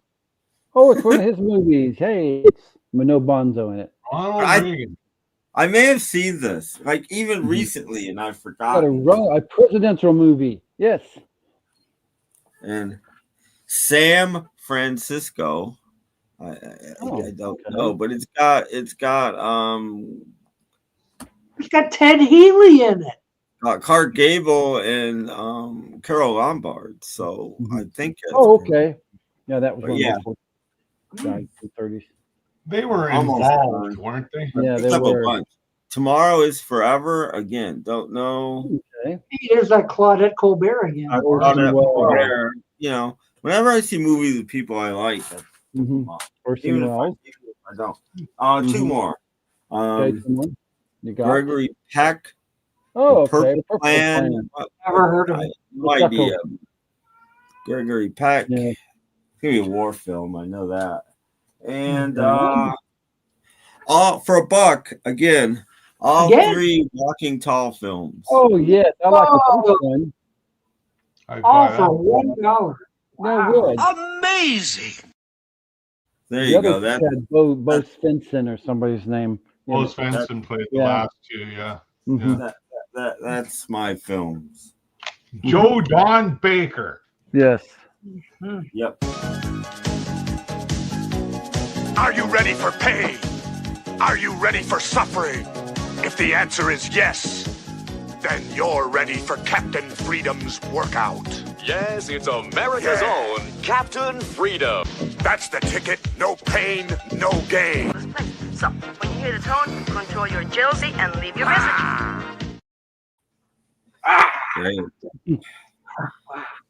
Oh, there we go. There's Harry Chapin. There we go. My Harry Chapin collection. Okay. Taxi, everybody knows that song. Oh, that's the collection right there. Oh, wait, there's more. It's the second album. Look at the hair. Isn't that great hair? I was looking at it. That's his third album. Ooh. This is his fourth album. It's the one with Cats in the Cradle on it. Okay. And then we have Portrait Gallery. And then we have Road to Kingdom Come. Wow, that's number 6, I believe. And then we have a Greatest Hits Stories Live. Okay. Oh. You know, I always like Greatest Hits Live. I think that's the best of both worlds. When they do that, I like that. And then Dance Band on the Titanic. Oh, okay. That'd be interesting. Yeah. See the ice? Yeah. Oh, it's a concept album. And then Living Room Suite. Oh, okay. There he is. That's probably in his living room. And then Greatest Stories Live, new Greatest Stories Live, Legends of the Lost and Found. I don't know why that album was there. And then his last album while he was alive is Sequel, which he did a sequel song to Taxi. Yeah. Which is actually a pretty good song too. It's just called Sequel. Sequel. It's like, it's like 10 years later, and now Sue's on hard times and Harry's made it rich. So it's kind of flips the story. Anyway, that's my Harry Chapin. I always liked Harry Chapin. Yeah. We have a clip of Harry Chapin right here.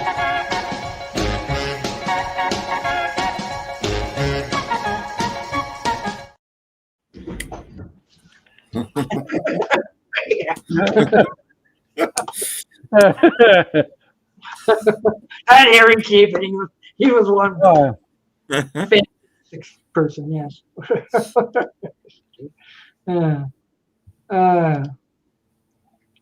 James Farley has all those Cherry Chapin, yes. And he met him 6 times. And his brother was on that TV show on ABC. Yeah, Tom. Yeah, that's right. Yeah, Tom. Make a Wish. That's Tom right. Chapin. Yeah. Yeah. Back in the 70s. I remember. He wasn't a bad singer either, actually. No. Oh, Fit. Brandon likes your pictures in the background. I think that's the Beatles on the back wall. The one those pictures, yes. Those ones. Yeah. Yeah. Yeah, they're my Rolling Stones pictures. No. Wonderama. What's that? What's that? Wonderama was a kid. I watched Wonderama every week when I was a kid. Is that like Shindig or Hullabaloo? No, it was a morning kids show on Sunday mornings out of New York City. But I think it got played nationally, but it came from WPIX, I think. Yeah, if you ever see any Harry Chapin live performances, they're really good. Like, he was a really good entertainer, and he, great storyteller. That was his claim to fame. But yeah, his shows were really well done, kind of intimate settings, and really good entertainer.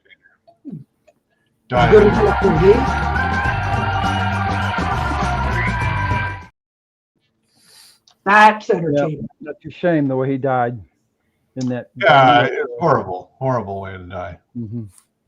Yeah. Are you guys still going? It's 12:32 on Monday. Marathon stream. I can show you my April wine collection. You want to see my April wine? Oh, this is better than Trooper. I can show you my Trooper collection. Oh, I did show you my Trooper collection. I know.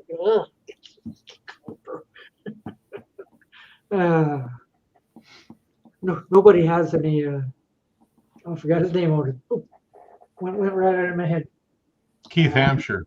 Thank you. Thank you. That's what I was thinking of. Yeah. I knew you were because you mentioned him before. I know. Keith Hampshire. Daytime. Night time. No, it's the other song. Big time operator. Big time operator. That thing is so hilarious. Well, I worked as an excavator, and I worked as an elevator. Shut up. Yeah, it was like the rhyme, didn't he? I know that song was like not exactly Canada's best. Yes. Mike has Trooper on vinyl, and I got April Wine on vinyl. Whoa, Mike! Oh, why? What a coincidence! Wow. Yeah. Wow. Yeah. No, I can't, James, because the arms of my chair will hit my computer and knock it off. That would be bad. Good night, Brandon. Take care of those legs. Good night. I could probably I could unplug my computer and then do a 360 but you just see me. Yeah, I can do that with my computer in my hand, but I can't do it either. Unless I I'm move on the the couch. I can't move that way. Maybe your cats can do a 360. No, they're all resting. trying to balance the plug somewhere. Okay, here I can do a here we 360. go. Yeah. Oh, feet. That's Feet. the first Oh, I was gonna. This is really Lion and different. their feet. This is the first album. It's really a different album for them. They I haven't quite guess. found. It's the one with Fast Train on it. And then they had the second one was really their first big album with She Could Have Been a Lady on it, and Bad Side of the Moon. Can you see their faces in the record? A little bit etching. Electric Jewels. Live. Stand Back. This is my favorite April Wine album. World's going crazy. This was going to be a Miles Goodwin solo album, but to honor the contract, they turned it into an April Wine album. But he wrote the songs as a solo album. So anyway, it's cool. And then this one, there's a story to this one. I don't know if you can read the thing on the back here, but can you read the little note there? I can't read it. It's kind of blurry. What does it say? I will read it. It says, thank you for helping out this week, and the best of luck tonight. With love, the Rolling Stones. Oh, okay. That's the album combo. When the Stones did the album combo, April Wine opened for them. Oh. 2 nights of that. So they released it's a single album from that concert. So a lot of people forgot about that, but April Wine opened for them. They were really getting to be big at that point. This is another one of my favorite April Wine albums, First Glance. It's when Brian Greenway joined them. They got turned to a real heavy sound at that point. They got to a real more of a hard rock sound, which is really good. Just a greatest hits album. And then Harder, Faster. Ooh. Oh, double entendre there. And then Nature of the Beast. Ooh, look out. So they were starting to get really big in the States at this point. They had targeted the American market. Another comp, rock ballads. And Suddenly the wheels came off the plane. Power Play, just another hard rock album. We're Triumph now. Animal Grace. Another live album. And then this one's interesting. They Miles Goodwin had actually left the band, and they wanted them to come back and do one more album and get another contract obligation. So he got together with Brian Greenway and put this out. And Miles Goodwin, he always hated this album because he never wanted to do it, and he said it wasn't very good. I don't mind it, but it's not their strongest. And it really was an April Wine. He just put his name on it so that they would honor the contract. But he actually moved to, I think, the Bahamas at this point, because he got fed up with the whole music scene. He just he quit the business basically at that point. Okay, and then they got back together and did Attitude. This one's on colored vinyl. It's a reissue. And then they did a few more albums after that. These are the only ones I have on vinyl. That's my April Wine collection on vinyl. I've got Fascinating. James, I spun around 3 times, but much like the Hooters at Live Aid, MTV preempted it and didn't show it, just like Doc didn't show me spinning around. So I'm sorry.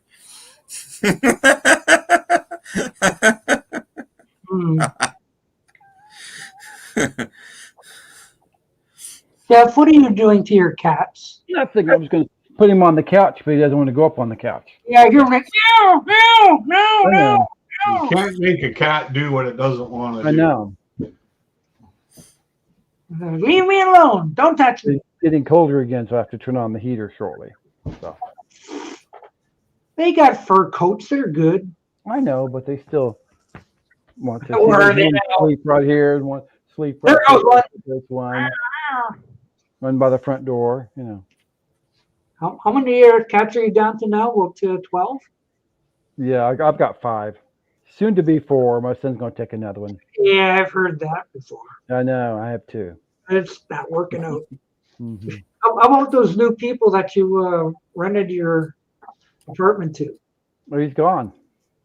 No, but don't you have new people moving in? No, probably next week. Tell them that, hey, apartment comes with Yeah, this guy moved out. I think we scared him, and he cleaned up his apartment. Whoa! It's the cleanest apartment to the guy that owes 2 months back rent I've ever seen. Well, good for that. That's one less. He went out with paying 2 months back rent, and he's cleaned his apartment. He must be sick. I thought he'd leave trash everywhere. Wow, that's amazing, really. I mean, even the bathroom looks nice. Got out the Comet cleanser and scrubbed it. Yeah. So did he pay his rent? No. So are you taking him to court? So out the door he went. Yeah, eventually. Yeah. Well, they can't get me because I cleaned up the apartment. I cleaned up the apartment. Yeah. Does anyone have any Focus albums? Come on. Not in years. I had one a long time ago. The one that had the Hocus Pocus. Yeah. Yeah, the yodeling. Yeah. Mm-hmm. Oh, we lost Tim. Oh, Tim's gone. Come back, Tim. We've got a few minutes left. Tim, come back. Come back, Tim. Well, while we're waiting for Tim to come back. Mm-hmm. I don't have it on here anymore. Oh, come on. Oh, crap. What do you have? Oh, I thought I still had the Wacky Races thing. Oh, yeah. But I don't see it. I must have got rid of it. Dang. Oh, well. This will bring Tim back.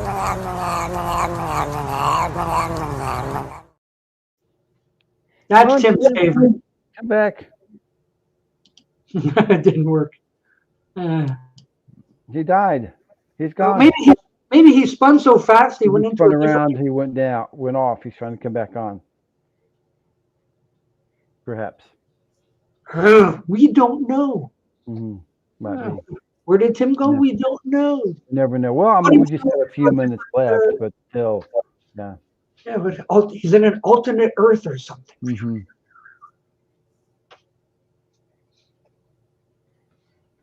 I'm lost without Tim. I know. It happened. What happened to Tim? Oh no. He disappeared about a minute ago. I hope his computer didn't die because he was having computer problems at one time. Yeah. It's been pretty good of late. Mm-hmm.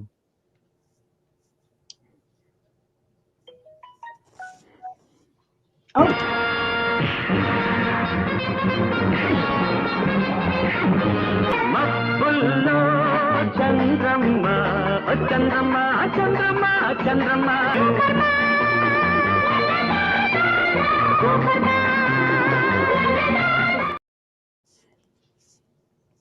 I didn't bring him back. Oh, he was wearing the red shirt. Uh-oh. Nobody wears a red shirt without being... He got enveloped by the vapor monster. Yes. Yeah. Oh, Mom's Yell started last spring? Yeah, when he broke his arm or something. Shoulder. His arm, yeah. Arm. Yeah, I think that was like February or something. Something like that, yeah, because it was cold last year when he broke it. Something like that. How did he break his arm? I never heard that story. He fell down. He fell out of his chair. Yeah, went to catch himself and broke his shoulder or something. Oh, wow. He was just sitting there and he fell out of his chair? Yeah, and he broke it. It was a bad break, then, wasn't it? He broke it like 3 places or something. Yeah, Wow. it was a mess. So he had to go to mom jail. Yeah. Because mom wouldn't let him stay at home alone. So you got to move in with me so I can take care of you. Like, oh, mom. So he was in mom jail for like 5 months. That would not be a lot of fun. No. He says, no, it wasn't. He says, I can't wait to escape. Can't wait. Try to run away, and mom would lock the door. It's like, you're not leaving here. Nope. Mm-mm. Not yet. You just sit right down with that cat that hates you. So, very bad time. Yeah. No. Mm. Yeah. Looks like he's not coming back. Yeah. Yeah. He's trying. What did you guys say to him? You must have offended him. No. Is he down there trying to come back? No. Okay. Well. No, Judy Garland CD. Mm-hmm. Could have been a power outage that could have been. Rose. Could do it. It happens. Judy Garland. Yeah. No, even the Over the Rainbow is not the one from the movie. One. Oh. No, it's not. It's a re-recording. Mm-hmm. She probably doesn't have the rights to do I it. guess it's true. Yeah. Have yourself a merry little Christmas. Oh boy. One thing with this time of year I hate is the cheesy Christmas music. It's horrible. Yeah. Yeah. Well, she's got the on the Descendant Topeka in Santa Fe. Does he have Clang Clang Clang Goes a Trolley? Yeah, it's right there, like number 18 or something like that. We'll have to start playing our Ringo Santa Claus album. Yeah. Look at all that good. Look at it's got that Judy Goodness. Crosby on it. Whoa. Embrace you. Yeah. I got rhythm. But you can't help but love Judy Garland. Yeah. I said, I gotta have that. Have I ever played it? No. Yeah. There's a few of those I haven't played. Too many that I have as well. Yeah, I finally listened to Living in the Material World, at least not the outtakes, but the main album. Ooh. Finally. Speaking of that, it drops next month. Next month, yes. Yeah, somebody's going to drop it.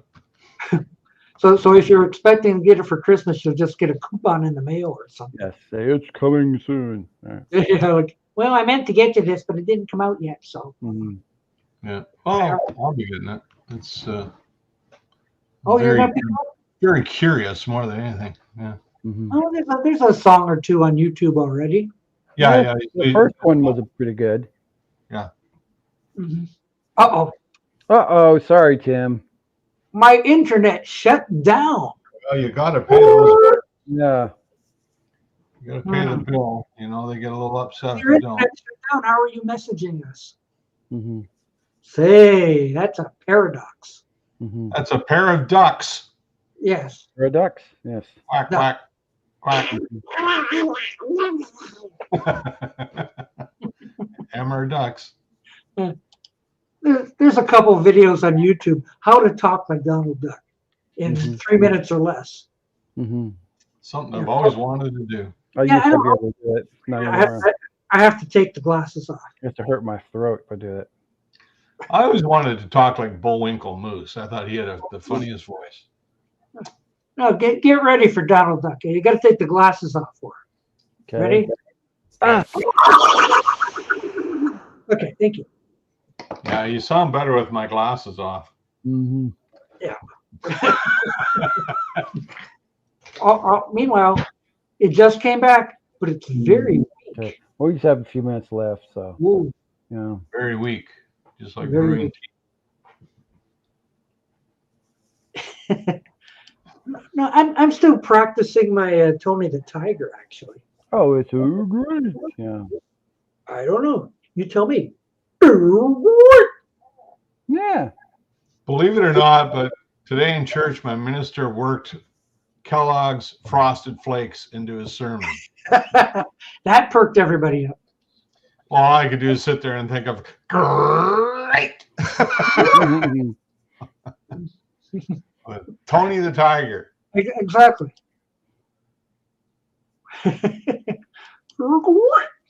They're great. Yeah. We get nothing. Oh, we only got 10 minutes left anyway. We just have a few minutes left. Well, luckily, this mess is coming It's to bad an when you count the minutes to the end time. Holy cow. Yeah. Now on Thursday we will be back with soup. There will be soup on Thursday. There will be soup on Thursday. There will be.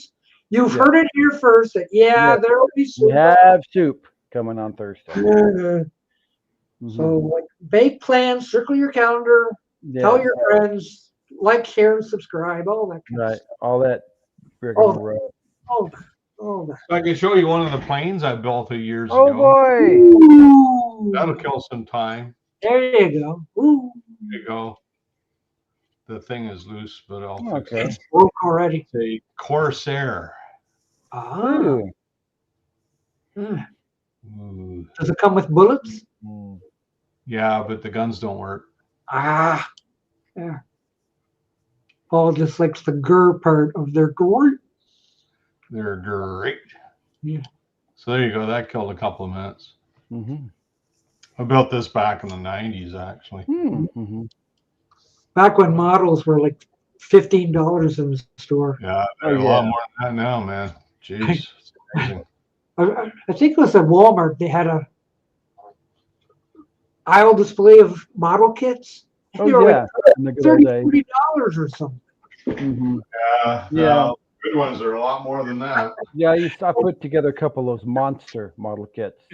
Thank you, James, for your assessment of the show. Well, for 3 hours, it can't all be good. Yes, you kind of grasping at straws. Yeah. It's just been a slow week, I think, for holidays and everything. things of interest. And Oh, I haven't bought any records in a long time. So. No. Well, that's a lie, but I just haven't been listening to them. I've been busy with work, and now I'm done I'm done until January. So. Ooh, it's like a vacation time for. Yeah, well, yeah, it's the end of the term, so. And then when you come back, you hit them with a big quiz. Yeah. Hope you're in stuff. Yeah. Like, all right, students, we're time for a snap quiz. Oh no! Yeah, I'm getting a little tired of the whole shtick. I might be packing it in before much longer. Ooh. Students No, retirement sucks. Well, I'm just finding they're not compared to 10 years ago. Students aren't nearly as committed or interested anymore. So I'm just thinking, okay. You stupid students. Well, yeah, it's a generational thing. Mm-hmm. Must be. They're all on their phones during your class. Well, I don't know what they're doing, but some of them, yeah, I swear their ears are painted on. They don't listen. Oh, we got a question. Do I see a Denon turntable back there? No. My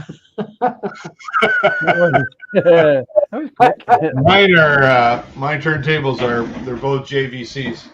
Ah, both of them. So if you're thinking they're from Radio Shack, no. But they're really good ones. They're mm-hmm. This one had one at one time.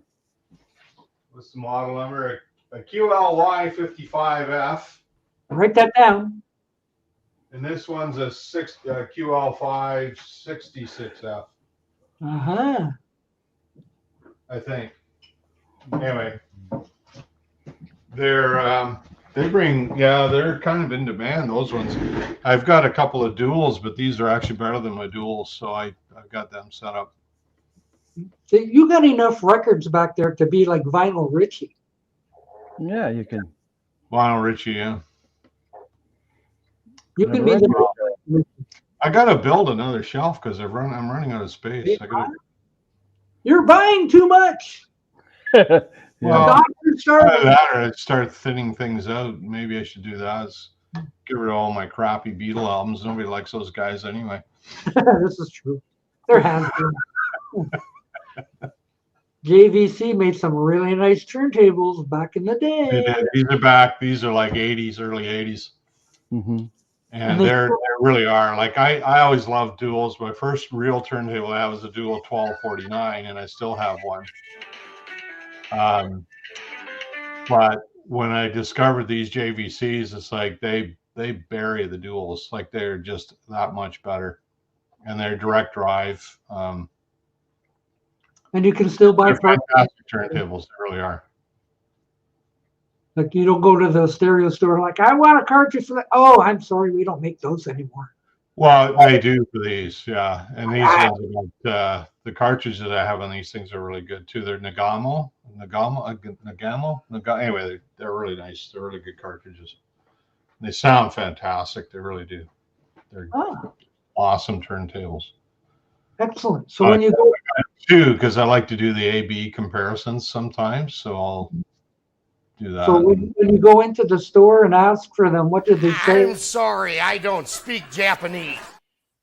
Well, there's a really good vintage stereo shop about maybe 25 minutes from where I live, and they got some excellent. They get excellent stuff in there. It's good, and they do all their own repairs. So if something comes in, they'll clean it up and fix it up, and they do excellent work. So I was lucky to have something nearby. So if I'm ever looking for stuff, I just go there. I don't buy the new stuff. I don't know much about the new stuff. I know about the vintage stuff, so I kind of stick to what I know. And, may as well, if it works out, might as well just stick with it. Yeah. Yeah. Also my receiver's a Techniques receiver, which I bought brand new in 1978, and it still works and it works perfectly. Good. You know, these vintage things they're built to last, and it's the same one I bought way back in 78, and it was 65 watts a side, and it's just fantastic. I love it. Yes, my setup is Pioneer with a Techniques turntable and JVC speakers. Oh boy. Yeah, I got Pioneer speakers. I got HPM 60s, which again are really vintage guys. Crank those suckers. Like, yeah. You can crank them. Wine, yeah. They're 4-way. They got a super tweeter in them as well as a tweeter, and they're 4 speakers in them. And the drivers aren't hugely big. I think they're 10-inch drivers in them, but man, they sound good.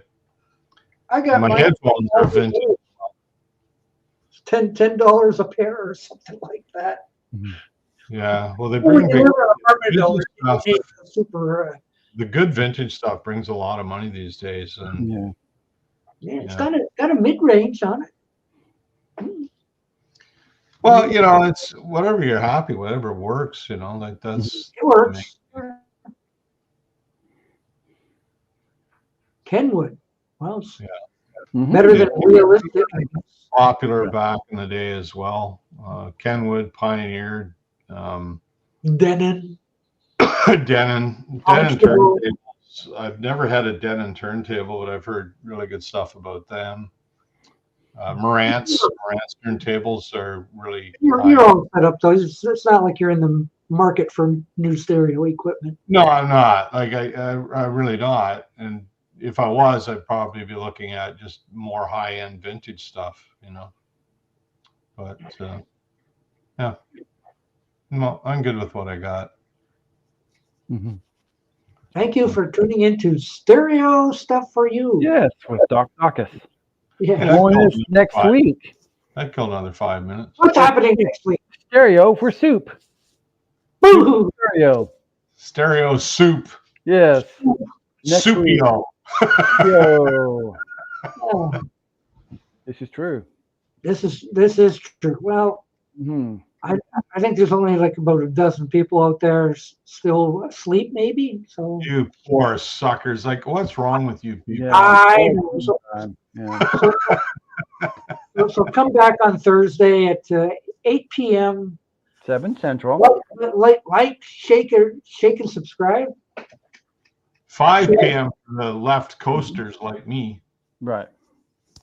Until then, be good, beware, and don't forget to feed the kitty cats. And Merry Christmas. Early. Yes. Ho. Ho, ho, ho, and a... Oh.